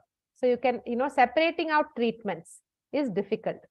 Treatments might influence each other. So that's a drawback of them being on the same plant. You don't know whether you are seeing independent responses of butterflies to these different treatments. There are other disadvantages also, but I'm just highlighting the main one that all of you have brought up. The advantage of 2A is that if there is variation in the environment, in environmental conditions like sunlight or other plants that are around and so on, by having your treatments close to each other in space, you can kind of account for this local variation in conditions. So now both your high and your low flowering neighborhoods are both experiencing all the other stuff is taken care of. So you have, like, suppose there's a canopy gap, then both your high and low treatments are in the canopy gap. And then suppose there's another spot that's close to some disturbance, both your high and low are there. So it's controlling for these other confounding effects. So let me just quickly write them. That writes, can control or block for other confounding effects. 2B takes care of the disadvantage. The treatments cannot influence each other now. So that's the great advantage of 2B, that when butterflies come here, it's coming to this treatment and not to the other one, and they are not like spilling over on each other. So they represent responses to that treatment. So that's the advantage, kind of the counter to what we talked about here, the advantage here. But the disadvantage here is, suppose you get a high value here, it's also possible that this treatment, this particular plant was in a canopy gap, lot of sunlight, attracted a lot of butterflies. Whereas this one here was maybe in a dark spot in the forest, so no butterflies. But remember that this doesn't cause bias. What it does is it increases noise, and what you need to do is increase sample size. So that you have enough in gaps, enough of the high, it's not like all your high floral neighborhood are in gaps and all your low floral neighborhood are in dark spots. If you have enough sample sizes and nicely distributed, then you will get enough of them in all these different conditions. So the blocking 2A is often used when you really want to, you can't do many samples. You really want to control sample size. Of course, you wouldn't put them side by side. You could have plants fairly close to each other. So in a way, when you are doing an experiment like this, the decision you have to make is how close should treatments be so that you are blocking them, but how far do they have to be so that they don't interfere with each other. Okay, so let's move on now, and this will come back again when we talk about choosing this new topic in choosing sampling units, which is typically you will hear everywhere, choose random samples, random samples. Why? It's very clear to all of us. It's to reduce bias. If I don't randomize and I just choose haphazardly, then what will happen is I might choose one biased subset of the population. How can I generalize? I'm not representing the population well. I can't generalize to the population. So we randomize so that we get an unbiased sample that can represent the population well. So all of you will agree with that, I'm sure. But randomizing is super tough. Let me give you a couple of examples of why, why am I saying this, that randomizing is super tough. Imagine that this is a forest with trees in there, trees of a particular species, and I want to estimate photosynthetic rates of these trees. So what do? I just throw, I have, obviously, the best thing to do would be to, if I could put labels, if I could label all the trees and then kind of randomly draw numbers, that would be the best. But if you have thousands of trees in the forest, obviously you can't do that. But I have a GPS, I have all the coordinates. So what I can do is drop a coordinate at random, go to the nearest tree, choose that as my sample. Then I drop another one here, go to the nearest tree, choose that one and sample, and so on. The problem here is it seems random, but it actually is not. And the reason for that is if trees were perfectly uniformly distributed in the forest, it would work well. This routine I'm telling you will work well. But trees are typically not uniformly distributed in the forest. They might compete, in which case you can get like them spread out or aggregated or something in different ways. Or you can just have stochastic events. One tree is eaten up by insects and it falls down. for whatever reason, trees are typically not uniformly distributed. So the problem then is that trees that are closer to each other have a much less chance of being selected than trees that are farther apart. So a tree in a low density area, wherever I drop this point, so wherever I drop this point in this area, this tree is going to be chosen. But only if I drop a point in this area, will this tree be chosen? Will this be the closest tree? So remember, with random sampling, what we mean is the probability of being chosen for sampling is the same for all individuals. That's what we mean by random sampling. And you can see immediately that that probability is not the same according to the sampling scheme I proposed. And most practical sampling schemes are like that. Can you imagine? Another example. Here are fish. And I remember somebody asked before, even on the lek, how are you going to choose individuals at random and then follow them? They're going to keep moving. Same problem here. So there are fish moving in a small pond and I want to select them and observe their behavior. But they are moving constantly. And say, suppose there are 20 fish. If I could catch all of them, mark them, then I can, literally draw chits from a hat or any kind of random number generator and choose them at random.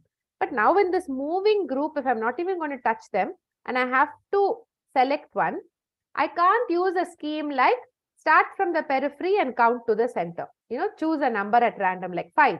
Start from the periphery and count towards the fifth individual as you move towards the center is the one you should sample. The problem there is the chances of being selected are greater for fish in the center than on the periphery, just because of the area being looked at.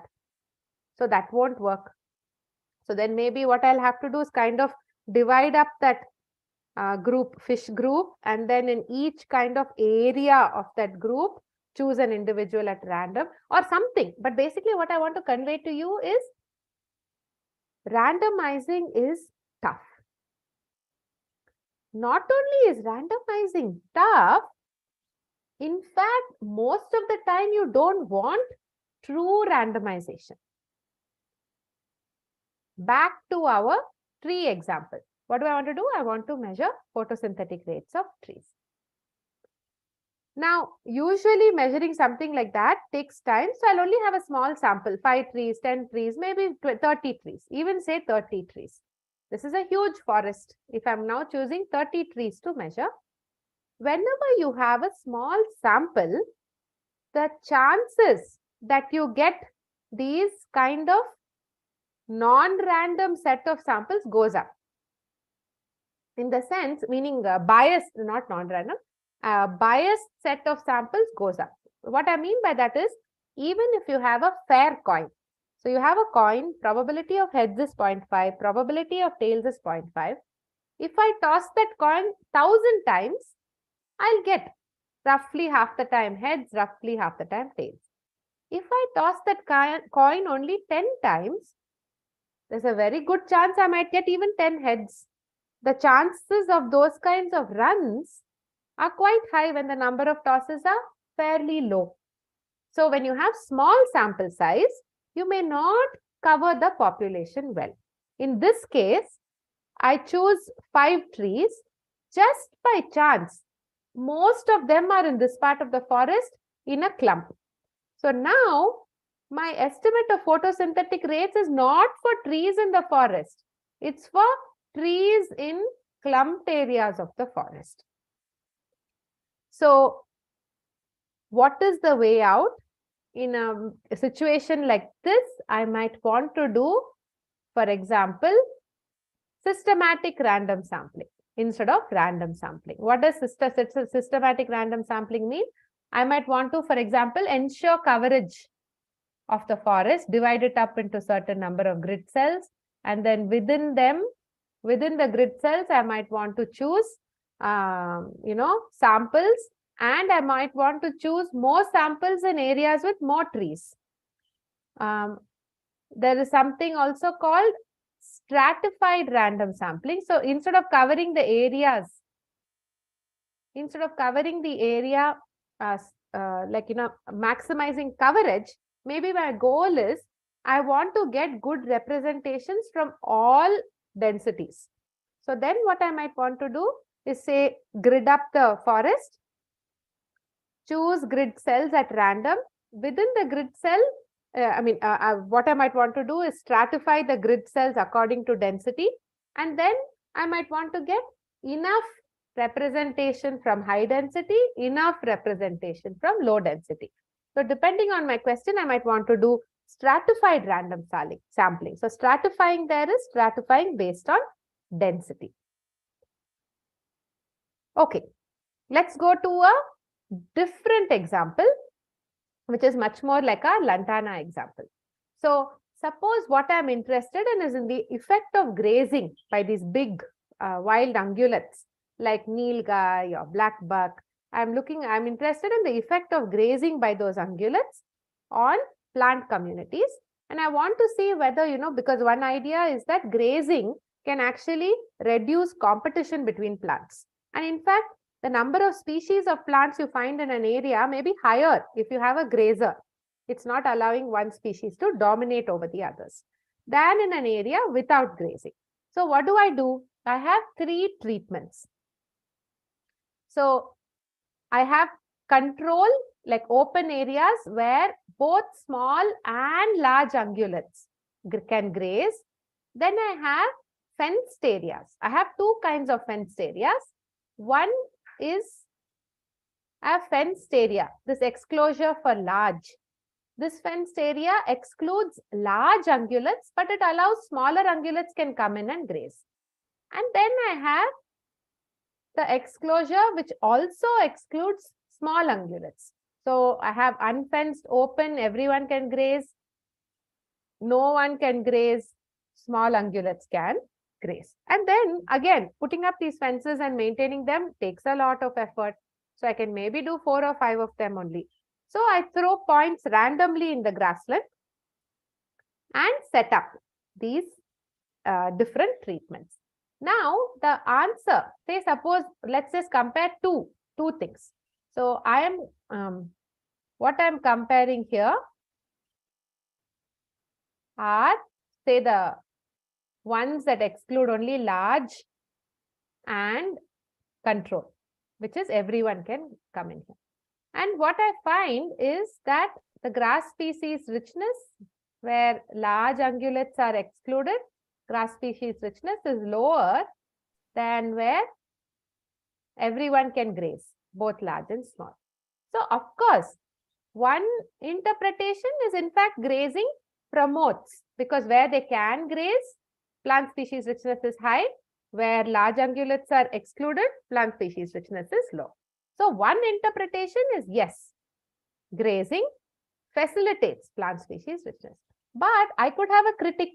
I could have a critic who comes in and says, I don't like your study design at all. Look, all your exclosures, most of your treatments, 3/4 of them are in this part of the grassland, or this side of the grassland. And look at where all your control, 3/4 of your control treatments are on this side. Maybe there's a gradient.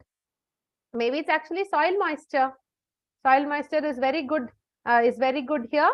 That's why you have high plant species richness. Soil moisture is bad here. So this is where that kind of blocking, making sure I have all treatments together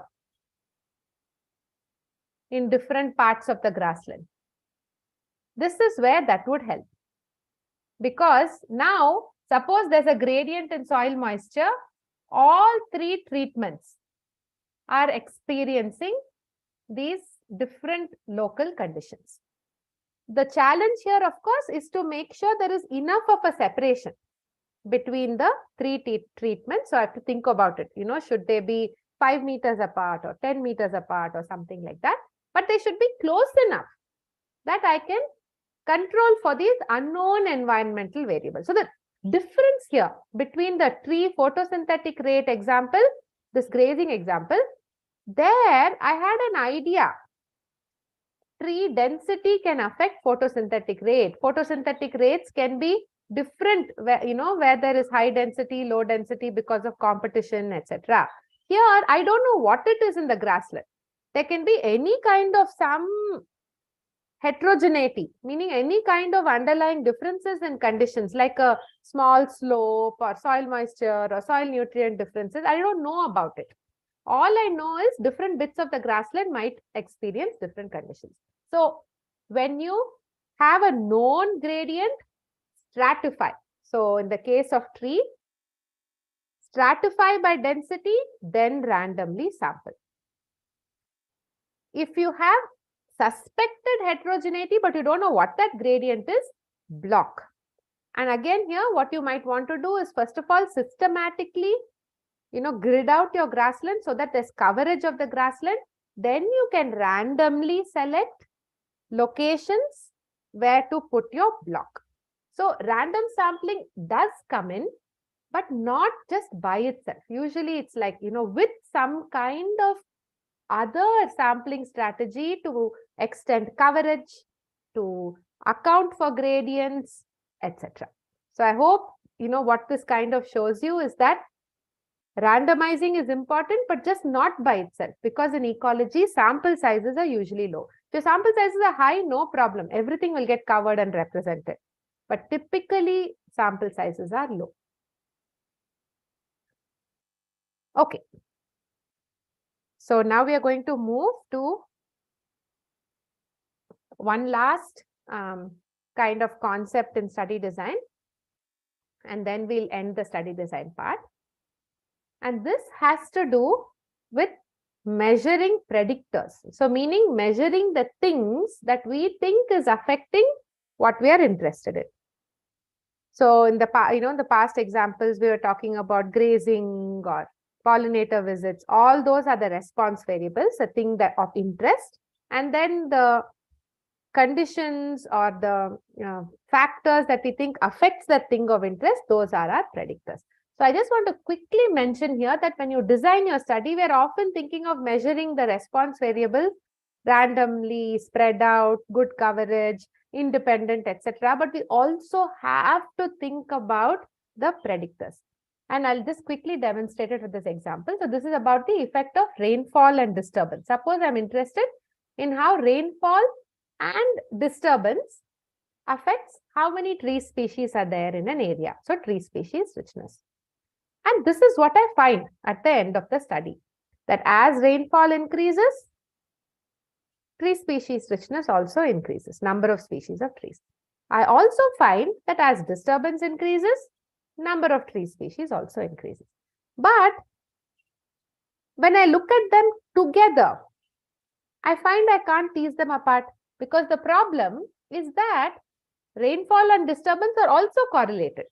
Meaning the areas with high rainfall are also areas with high disturbance. Areas with low rainfall are also areas with low disturbance. So now I can't say, is the tree species richness high in an area because of high rainfall or because of high disturbance. This is the design I want. I want low disturbance, low rainfall. Medium disturbance, low rainfall. I want all combinations of rainfall and disturbance. Instead, what I've ended up with in my study is correlated. So I don't have representation of high disturbance, low rainfall, or high rainfall and low disturbance. This can be a big problem.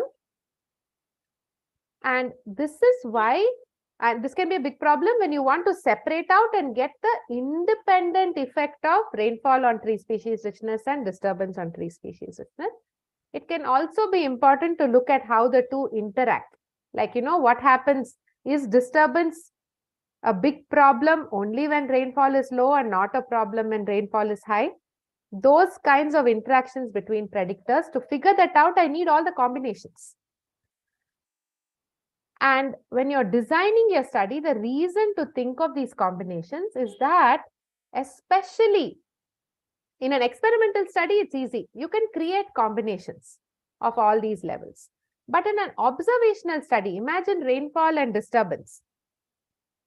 You have to work with what is there. So if you just go out and randomly select places to measure. And if certain combinations are just not very common, you might not get all your combinations. So what you might then want to do is stratify by your combinations and then randomly select, so that you have enough representations of all the combinations, low to high disturbance, low to high rainfall. Okay, and then remember, if your predictor variables are strongly correlated, you can't say, oh no, I'll use statistics to figure it out. Statistics cannot help. It needs information. If you don't have information from these different combinations, it cannot tease it apart for you. Okay, so let's just quickly sum up what have we discussed. So, it's been kind of a very brief visit of different concepts, but I hope what we discussed was about the need for generalization, like the goals of study design being, we want to be able to generalize to our population from the sample.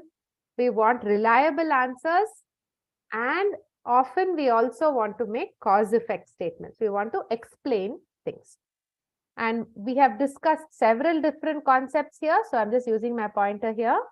So we talked about sample size a lot, and about replication, and what is an independent replicate and what is a pseudo replicate. And these affect, sample size is important because it affects how well we capture the variation and how precise an answer we can get, which means next time we do the study, we are likely to get a similar answer.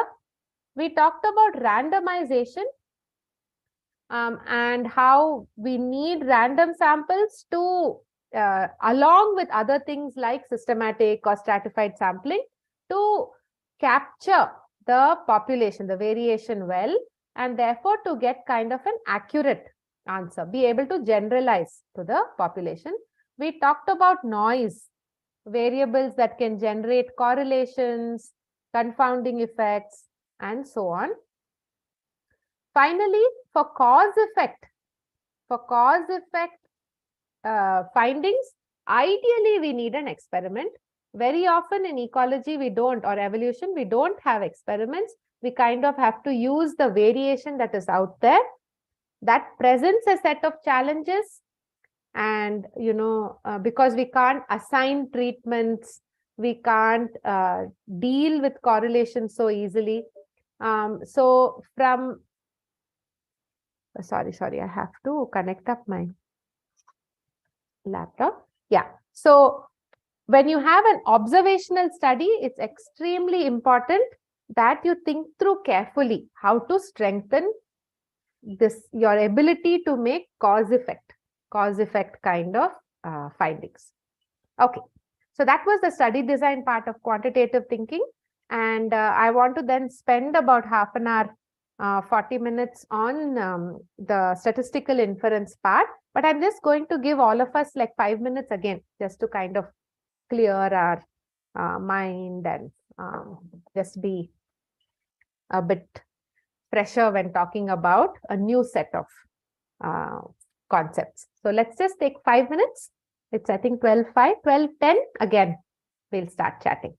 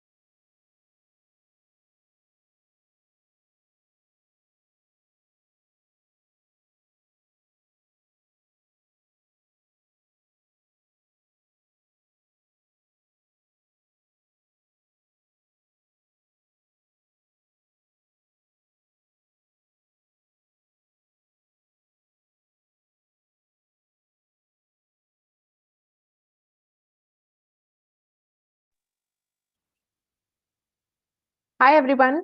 So it's 12:10. Let's get back. I know it can be a lot. We are like covering lots of different concepts, some of which may be familiar for you, some of which may be new. But hopefully, I'm really hoping that what you will get out of this 3-hour session is a kind of flavor of the kinds of things to keep in mind as you go from these questions you're super interested about and going from question to answer. So I'm going to spend half an hour talking about some key concepts in statistical inference, and after that we'll have about 5-10 minutes of for questions. And I also wanted to mention that unfortunately I'm not going to be able to, I have to travel to a meeting next week. So I'm not going to be able to be there for the faculty interaction, and I'm really sorry about that. I would have loved to chat with you, but please do feel free to get in touch over email, or if you're passing through Bangalore and you want to come and meet us in our lab, you're most welcome to do that. Okay, so let me start again by sharing the screen.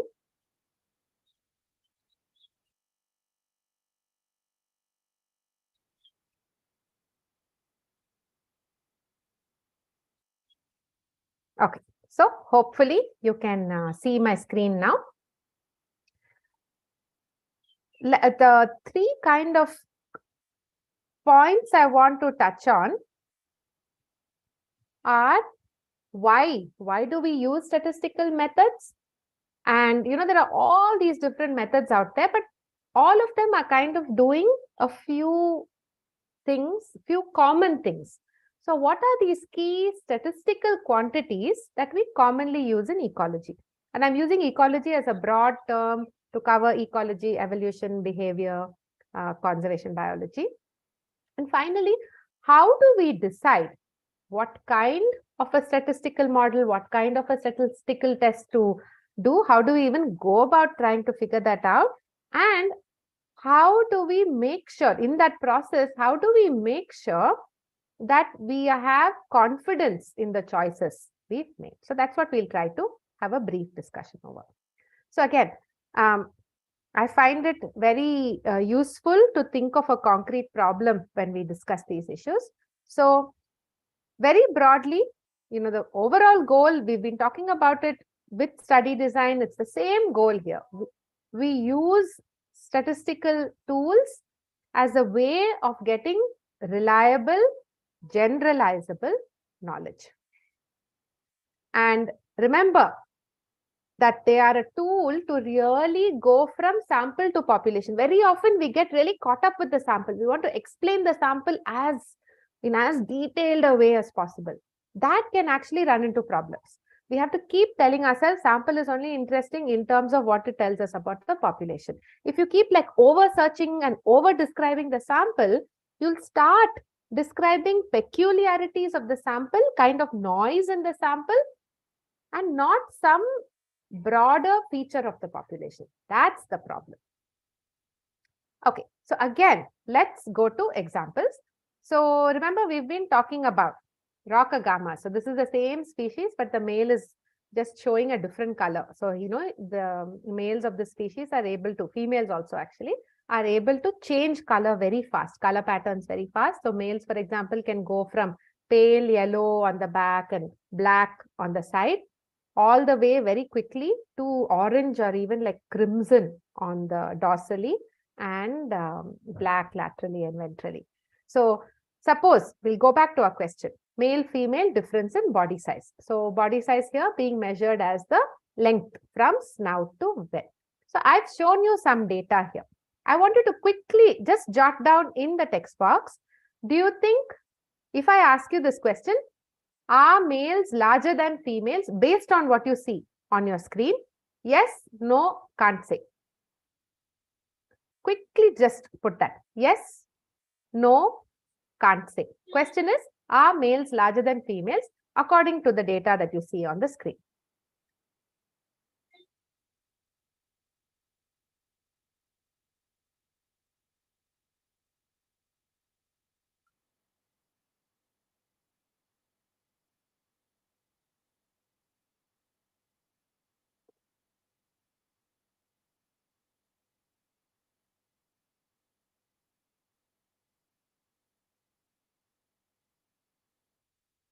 Okay, so most of you feel that based on the data you can see on the screen, yes, males are larger than females.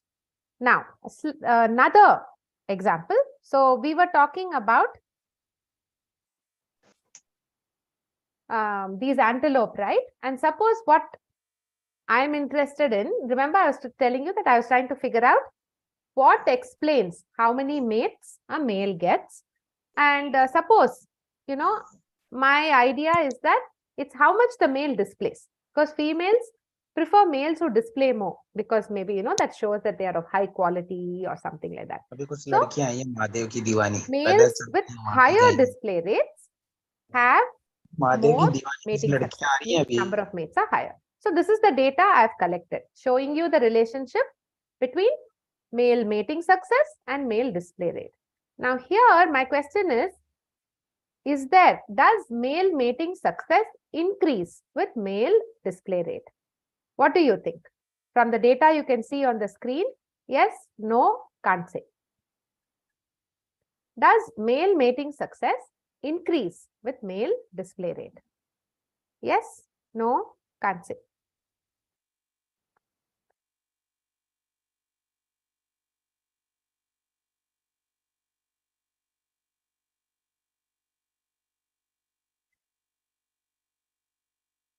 Okay, great. So if you noticed, in the first case, looking at the data, looking at the kind of spread of the data, there was, you know, enough, like most of the points here seem to be higher than most of the points here. So from this, you could kind of guess that if you know, calculated, if you calculated the mean and the confidence interval or something like that, it's going to suggest to you that in fact, males are larger than females. But usually it's very difficult just by eye and just by us looking at the data to figure out. So here, for example, if this data point is dropped and this data point is dropped, you actually get a statistically significant relationship. If you drop this data point, you get no relationship. It's usually very difficult to figure out from just looking at the data, from us just eyeballing the data to say whether there's an increase or a decrease or no relationship.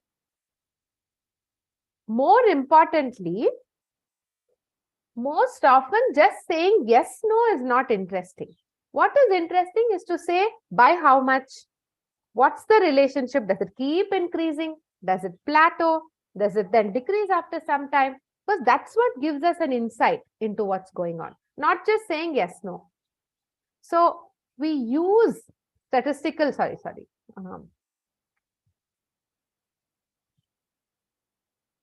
it went off to a video that I wanted to show you. Let me just share that screen again.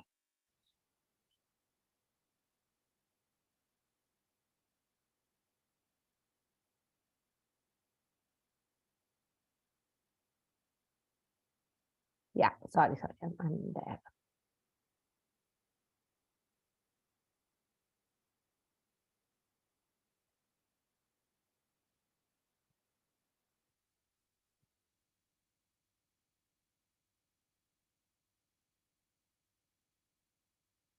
Okay, I'm back. Yeah, so we use statistical methods to try to arrive at conclusions about these relationships we are interested in as objectively as possible. Because remember, we're also going in with expectations. There's going to be an increase, there's going to be a decrease, etc., which might bias us if we are just going to eyeball the data and decide. So we want to use statistical methods to get to be as objective as possible. There are still lots of problems, but we are at least trying to use a framework so we can try to reduce our biases. So let's take another example, and this is where I want to show you the video. So imagine that I'm examining, this is these rock the same rock lizards here. Imagine that I'm examining their aggressive behavior, and to look at their aggressive behavior, I'm carrying out field experiments. So one idea in the literature on aggression is that aggressive behavior is very costly. So you don't want to have it, or you don't want to like be aggressive in every situation. Individuals should evolve to show high aggression when the cost or benefit is high, meaning if, when the threat is high of, say, your territory being taken over by another male, then you be more aggressive. But if the threat is low, if the intruder is not very dangerous, then you don't show so much aggression because you don't want to get injured, you don't want to use up energy, etc. So the idea is low level of threat, low aggression, high level of threat, high aggression. So to carry out this experiment in the field, some of my students, they made these 3D models of lizards and put them out on the territories of known males, males whom we tagged and we follow them till they die. And what you are seeing is how an individual responds to a high threat situation. That's what it's showing. And so the model is on the left, the individual is on the right, and you can see it does these. It gapes, it puffs out its throat, there's a ridge on its back, it attacks the model, it does these head bobs and push-ups. So these are the kinds of data. So we are quantifying things like rates of display, time spent in that puffed out throat, time spent in this fighting coloration, rate of the head bob, rate of the push-up, probability of attacking, and so on. So that's the kind of data we are getting. And the question is, after we get these data, we need to carry out analyses to ask, are resident males more aggressive when the threat level of the intruder is high? And like I said, the reason we are doing this, we use statistics to make inferences about the population from a sample. So, in our study, for example, we sampled 30 males in low threat and same males in high threat. Randomized, those treatments were randomized. Now, what are these statistics? So we know why we use statistics. So what are these statistics that we commonly, these quantities that we commonly try to measure? The first one in my mind that is important is the size of the effect. What do we mean by effect size? In this case, when we are looking at aggressive behavior at low and high level threat, the size of the effect is the difference between treatment 1 and treatment 2. So do they double their aggression or do they increase it only by a little bit? Why is that important? Because physiologically it can have a big difference. If they really increase their aggression a lot, they're using up a lot more energy that might reduce their ability to hold their territory the next day. If the difference is very small, they might be able to continue to hold their territory, get a lot of mates and so on. So by effect size, what we mean is we're not interested in saying 1 and 2 are different, yes, no. We want to say how much. How much is this effect? That is, so one common quantity in when we carry out statistical analysis is to calculate a difference when you have 2 categories or more. You could have 3, 4, 5 categories, but in all cases, you're looking at differences. A second quantity, again, under size of effect, is when you have a variable that's now not a category, but it's continuous. So body size. I might be interested in testing whether larger individuals are able to invest more in being aggressive. So then what I'm testing for is a relationship between body size and say something like proportion of time spent in aggressive behavior. So proportion of time in that yellow-red coloration, for example. The graph on your left shows weaker correlation than the graph on the right. So here I would calculate something like, say, R square or R to indicate the strength of the relationship. Again, I'm not just interested in saying one is related to the other. How strong is it? For a unit increase in body size, the other way also to look at it is for a unit increase in body size, how much more time do they invest? Because all these have evolutionary consequences, physiological consequences, ecological consequences. So just saying, yes, it increases is not interesting enough. By how much? So as males become larger, do they just pump in more and more time into being aggressive? What happens? That's what is of interest. So effect size. The second point is that a point estimate like effect size, just saying unit increase in body size, they put in 10% more time. That's not enough. That's just an average value. We have to come to precision. We've used this term before. By precision, we want to know. Here I've shown you the average effect.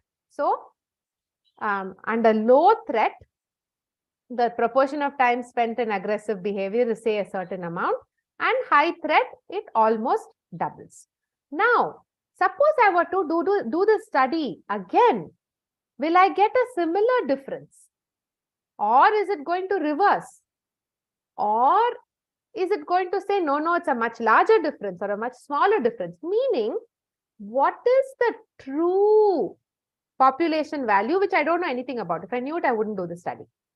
What is the true difference in the population? How well have I been able to capture it?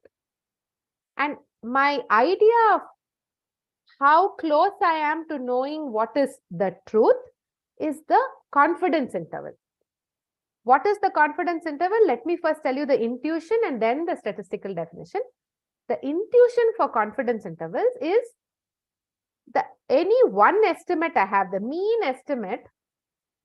The next time I measure, I'm going to get a different estimate, and I don't know, how close or far it's going to be.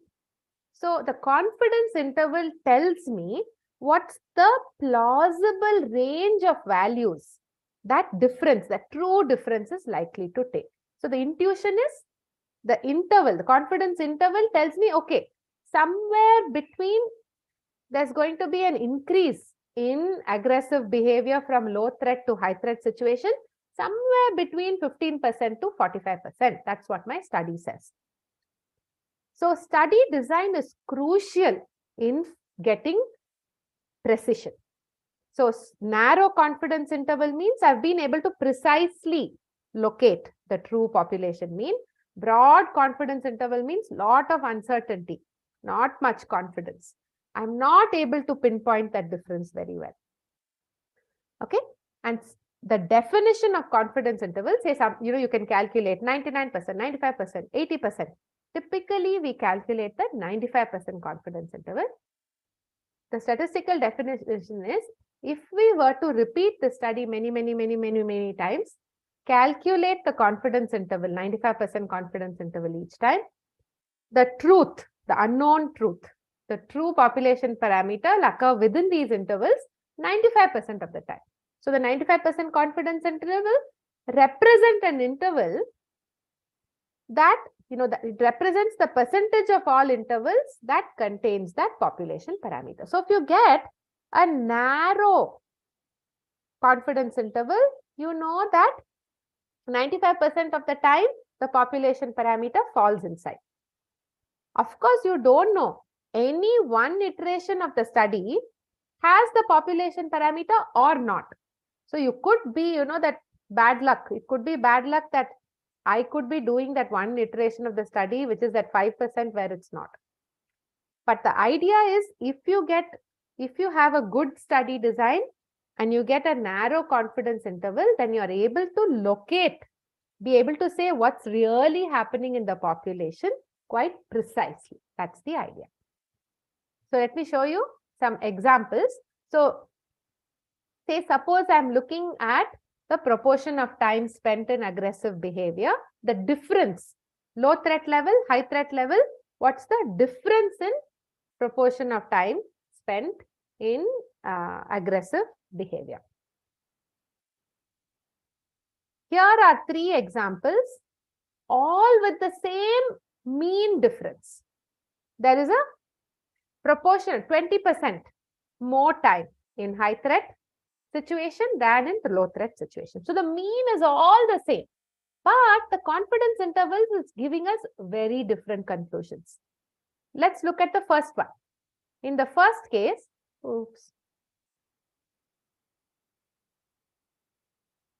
in the first case, let's look at this. In the first case, it's nicely defined.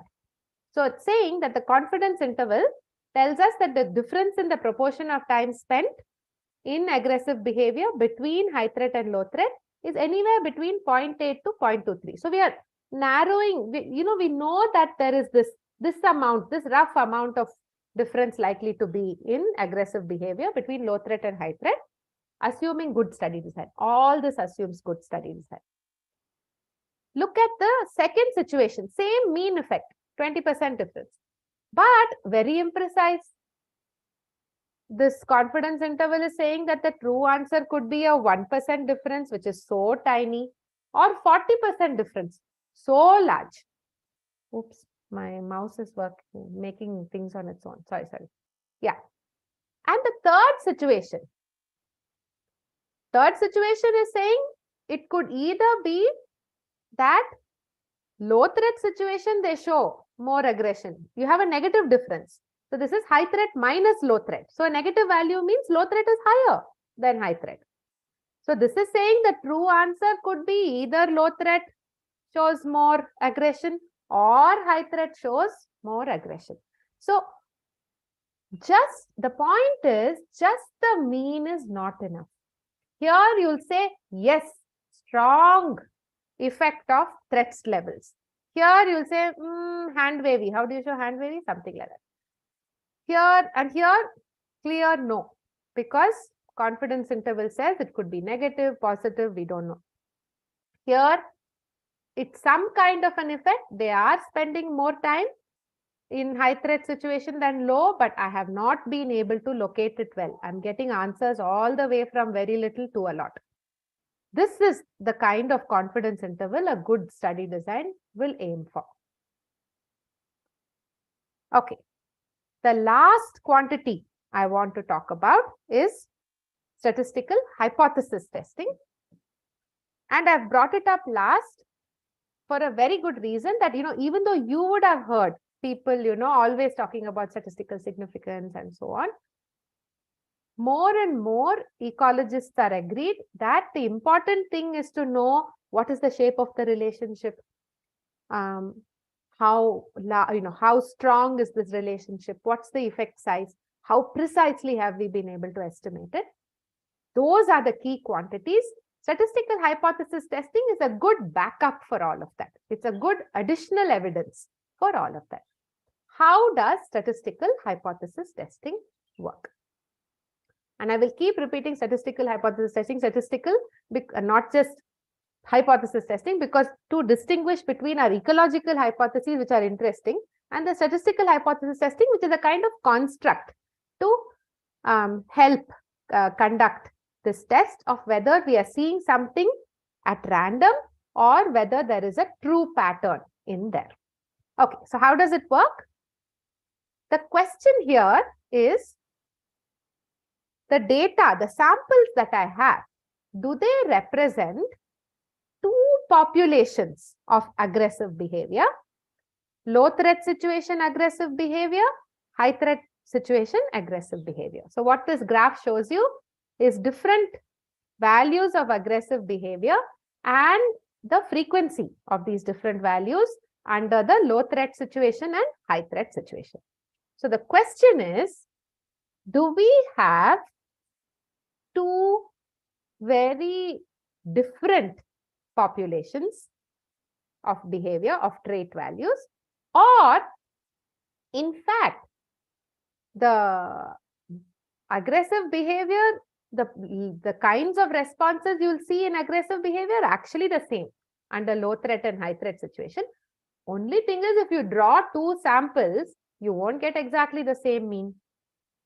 Even for low threat situation, if I drew, 20 samples now, I measured 20 males now, and then measured 20 males a little later, I'll get two different means. You won't get exactly the same mean. So is the difference in mean, does it represent a true difference, or is it what you would get just by chance?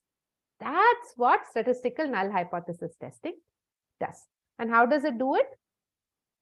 The null hypothesis here is that mean 1 equals mean 2. So the aggressive behavior under low threat, mean aggressive behavior under low threat equals mean aggressive behavior under high threat. However, see this, look at this, just look at this graph here. What this graph shows you is even if there is no difference, when you sample, take two samples, you're never going to get exactly 0. Most of the time, given your study design, meaning if you sample, sample size is 20 or 100 or 200, given your study design, most of the time you're going to get a value close to 0. So most of the time, if you do your study, you might get mean 1 minus mean 2 is slightly positive, or mean 2 minus mean 1 minus mean 2 is slightly negative. So most of the time you're going to get these small differences just by chance. But look, even under the null, occasionally you can get large differences. Occasionally you can get high threat being much higher than low threat, or low threat being much higher than high threat. So very rarely you can get large differences even under the null that there is no difference between mean 1 and mean 2. So what we do is we take this null distribution and then we take our observed statistic and say, where does it lie in the null? And we calculate the probability of getting values as extreme or even more extreme under the null distribution. So if I get, for example, if I get a value of 1.04, if I get this value 1.04, what's the probability of getting 1.04 or something more extreme? And usually it's kind of two-tailed. What's the probability of getting such values under the null distribution? In fact, it's quite common to get, fairly common to get such values under the null distribution. And so we'll say, okay, the null distribution can explain what we've seen. And so the difference, that the inference we draw is that we can't reject the null, and the difference that we are observing is not much in aggression. It's kind of negligible. However, what is the probability of getting a value like 3.38 or something more extreme? So we're doing two-tailed, meaning we're not looking at, we're looking at both tails, positive and negative. That is tiny. The probability of getting a value, standardized difference like 3.38 or something more extreme under the null is tiny. The null can't explain this. So then we say, we reject the null. The null can't explain this, that we reject the null and conclude that there is a detectable relationship. That's how null hypothesis testing works. Trying to set up the expectation of what we should see, what kinds of values should we see. There's truly no difference, or truly flat slope. What can we get just by chance? And then we evaluate observed difference, slope, etc. Where does it compare against this null? Is it very extreme? Is it very, very unlikely under the null, improbable under the null? If so, we reject the null and say, yes, there is evidence of a relationship. But this is what I want to bring up. Statistical significance is not biological significance. Why is this? I'll come back to this a bit later.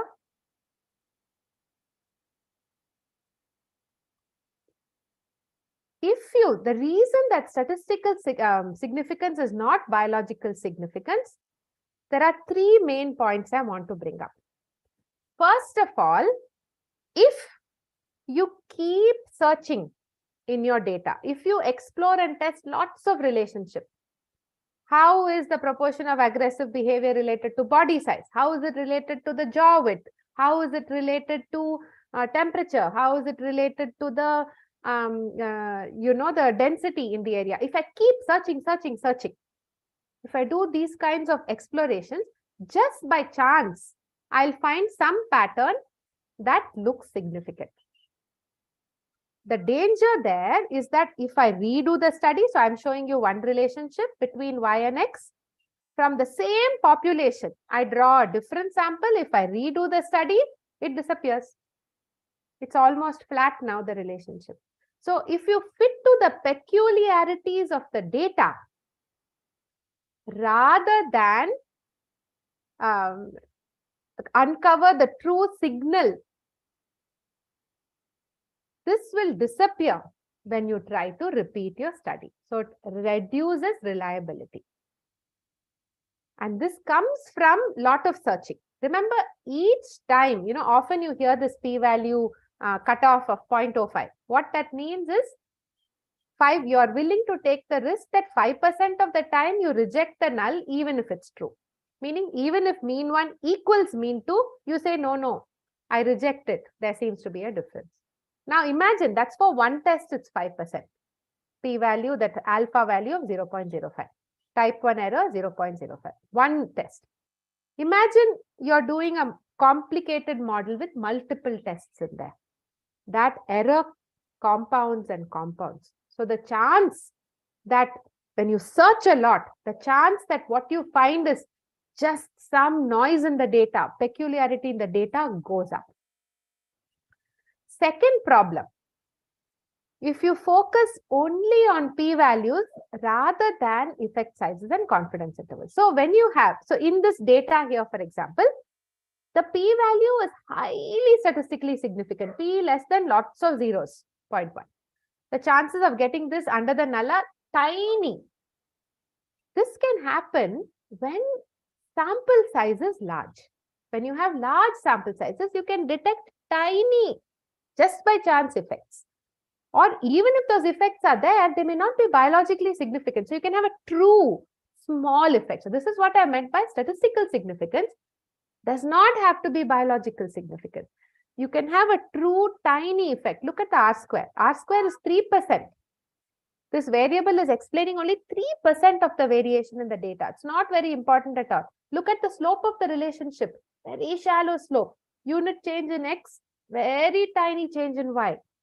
Again, highly statistically significant, but not biologically significant. The other side of this problem is if your sample size is low, you can get a you might just not be able to capture a true effect. And you can get a a very large p-value which says no statistical significance, but miss out on something in the data because of statistical power problems, because of sample size problems. So equating p-values with biological significance is very dangerous. You have to interpret it along with how large is this effect? How precisely have I got it? Does it make sense biologically? And what is my design like, study design like? So always p-values with study design, effect sizes, confidence intervals to interpret it biologically. So sorry, I had skipped over some slides. I did want to show you something, which is here is that point about taking p-values and interpreting them along with effect sizes and confidence intervals. So what I've shown you is the potential results from a study. So let's say here is the example study. I'm studying crop damage by these black buck, and I want to invest in a fairly costly measure, which is to build these fences around crop fields. But to do that, because black buck can go under the fence, they can jump over the fence, all kinds of things. I design a certain kind of fence and I carry out a study to see how effective it is. So I calculate an effect size. and test whether it's statistically significant. Comparing crop damage in fields with this fence and without the fence. Here I'm showing, and remember, this is an important question because crop damage by black buck can actually result in a lot of conflict. People can want these animals out of their area. So finding a solution is really important here. Here I'm showing you 6 different results. These results in red here are all P greater than the cutoff value, meaning statistically not significant. All the results here in blue are P less than 0.05, meaning statistically significant. But I want you to just look at them and look at how different they are. Let's first look at effect size. So, if we just were going to make recommendations based on P less than 0.05 and P greater than 0.05, studies D, E, F. So, just based on statistical, just based on P values, we'd say D, E, F indicate that yes, go ahead with fencing. A, B, C indicate that no, fencing is not worth it because there's no statistically significant effect. What about effect size? If you look at effect size, D, E, and C, in fact, say you'll actually reject, not D, I'm so sorry,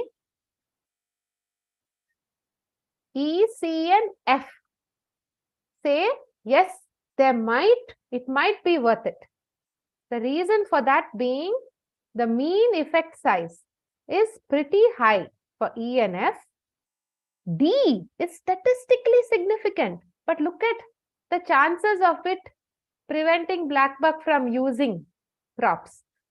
The effect is really small. Do you really want to build fences if it's not going to be very effective?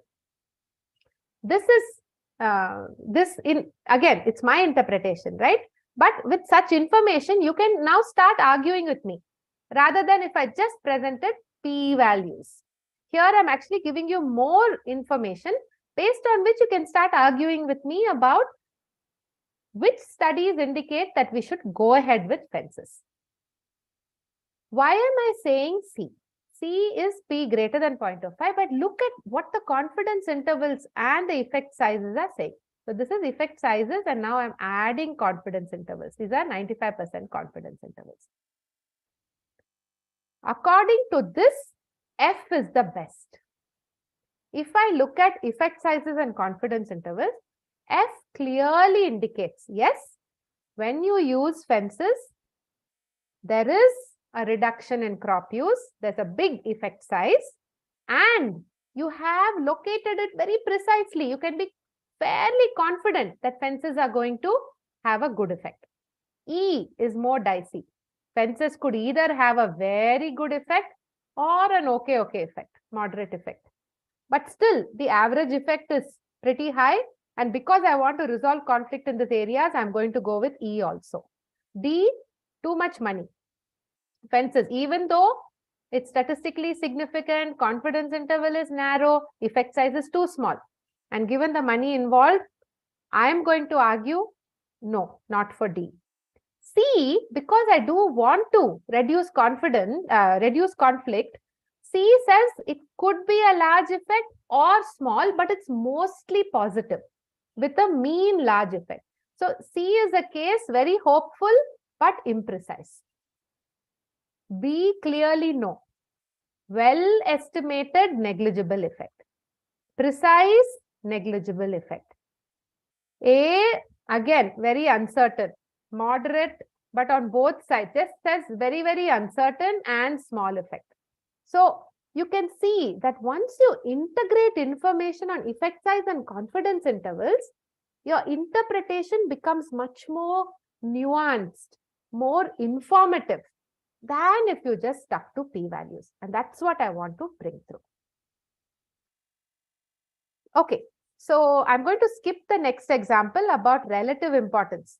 Basically what I wanted to point out is that very often we are not measuring a single effect, like fencing on crop damage. Very often we want to measure multiple things, how they affect the response variable.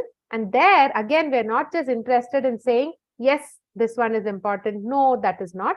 We are interested in saying, what is the relative importance? Fences seem to do a lot of, can have a large effect, but more than fences, maybe the type of crop you grow can have an even larger effect. So the relative importance starts becoming important. So I'll go over that and I'll just, skip that part and conclude with this final question in this statistical inference part, which is, how do we decide? How do we figure out what model or what test to use? The answer is, it depends on your data and your study design. That's the quick answer. In all these cases, you'll be trying to do similar things. Look for relationships that are continuous, like, correlations or slopes, look for differences, confidence interval, statistical hypothesis tests. So all these models basically help you get at those quantities, but how do you figure out which? Some are very simple. If you have simple differences between categories and your variable is normally distributed, you can use a t-test. If you have a continuous variable like body size and you're looking at, again, something like the display rate or something which is continuous, mean display rate, you can use a linear regression. Don't worry too much about the terms. And if you can even include multiple predictors in your model. So, you can say, how much does something vary with 2 or 3 different, like a multiple regression. So all these simple regression, multiple regression, ANOVA, where you compare multiple categories, are all under this kind of umbrella, this kind of set of models called general linear models. However, a lot of data in ecology are either binomial in nature. Is an animal present or absent? Is an individual infected by a disease or not? Has crop damage happened in a field or not? Is an animal dead or alive? Or you have data that are counts. How many tree species are there in this patch? How many times did this individual perform head bombs in 5 minutes? So for count data and binomial data, the regular regression, those kinds of methods don't work. However, then you go on to a different set of models.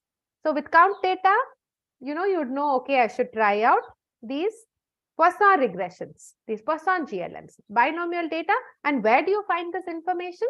I'll give you stats references. But the point is, once you understand the nature of your data, you'll know where to go. You'll know where to look. And I'm going to show you a very confusing figure just to say, as you work through the logic of your data, it will point you to different methods. And we are now in a situation where we don't have to shoehorn our data into a method. There are all these amazing methods available to suit our data situation. That's where we are now. 30 years ago, we had to transform, do this, do that to make our data fit into a model situation. Now we can really use all the information in our data, and we have got a wonderful set of methods. And we can use logic about our data. Is it correlated? Then I have to go for a method that can allow spatial correlation or temporal correlation. Is it count data? I have to go to a method that will allow for count data, and so on. So don't go into the details of this slide. It's just to say, with the logic of design and nature of your data, you can use a kind of flowchart to get at the statistical models that are suitable for your data. So we already covered this. I wanted to just, let me complete by saying, what are the messages from statistical inference? Good study design is crucial. So, you cannot rescue bad study design with statistics. Choose the model that is appropriate for your data. That's exactly what we talked about right now. Focus on effect sizes and precision, because then this problem of is it noise or signal is partly taken care of. Similarly, focus on how important different predictors are rather than do I get P less than 0.05, P greater than 0.05. All of them tell you much more about your system than P less than 0.05, P greater than. Understand P values, understand statistical hypothesis test. That's important. But go for trying to capture the relationship. How strong is it? What is the shape? Non-linear, linear. How large an effect is there? What is the consequence for my system? What is more important? Is it predictor A or B? Go for that. That's what gives you insights. Finally, beware of uncovering noise rather than signal. And this can come from data dredging, trying out lots of relationships. And the solution is focus on the variables that you've designed your study for. Don't search too much. And if you do, declare it. Be transparent so that the reader can decide. Could this have come up just by chance? Because the study did a lot of exploration. It's fine. It's fine. It could be exploratory. Declare it. That's extremely important. So there are a couple of books that I have found really useful. Gotelli and Ellison's Primer of Ecological Statistics and Zure et al.'s Analyzing Ecological Data. I'll share some of this through the emails also. And so I'll end there then. So what I tried to do today is to briefly touch on some key concepts in study design and statistical inference and give you an idea. And hopefully, what I was trying to do is to keep connecting these tools back to why we are doing all this, because we are interested in answering questions in ecology, evolution, behavior, and conservation biology. Okay, yeah. So I'll end here, and I know we are at time, but if anybody has questions, people need to leave, of course, please go ahead. But if anybody has questions, I'm here I can take them. And thank you for being so kind of interactive and with the workshop throughout. Ma'am, I have a question. Hello, am I audible? Hello.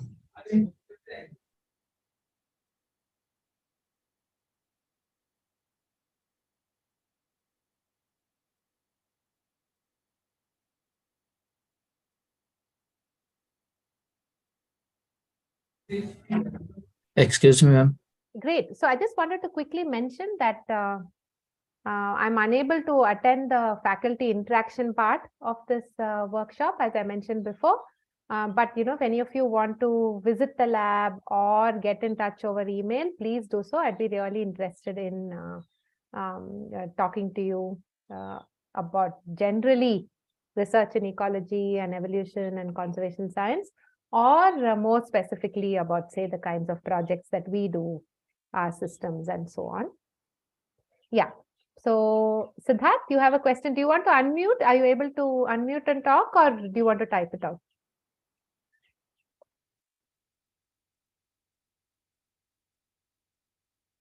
Sure. Yeah.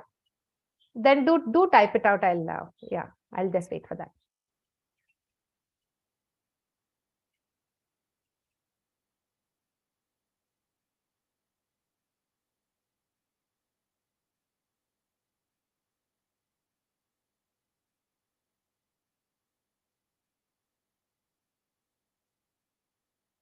So this is, I think you're asking about the black buck example I was telling you, no? So in black buck, it's actually really interesting. So like I was telling you, you have all these males in this aggregation, and females. This is a group living antelope, and they have these predators. Previously it used to be predators like cheetah, and now it's mostly in the area where we studied them, it's these wolves. So females have to leave their group and then come to the lek to find a mate and then go back to their group. And so what our work suggests is that they use a hierarchy of information. So they seem to, for example, use a rule of thumb, which is they go to these central territories. They don't just sample territories all over the lek. They move to central territories. So which means males, it's the males who are very good at kind of fighting off other males who are able to get these central territories. And they also have to be in good condition because they hardly leave to feed. And then within these central territories, females, the chances of a male attracting females goes up if he spends more time in costly displays, just like you mentioned, and not just visual displays. The other thing they do, I don't know if you noticed in the video, is they have these large scent marks. They urinate and defecate on the same spot on their territory. And mammals use a lot of kind of information, or they use olfactory cues a lot. So a student of Professor Uma Ramakrishnan in NCBS, we collaborated, and she looked at the chemical composition on these central territories of these scent marks. There are differences between these central and peripheral territories. So there could be some intrinsic information like that. But apart from that, the scent marks also seem to have like a history of who is marking and who is over marking. So females also seem to prefer scent marks that are marked only by the resident male, meaning he hasn't left and an intruder hasn't come. He has been able to stay on his territory for a long time. That's what it seems to be indicated. So females use multiple pieces of information, it seems, to choose mates. Okay, so if there aren't any other questions, then we'll end this now, and thank you all. Thank you all for your attention all this time.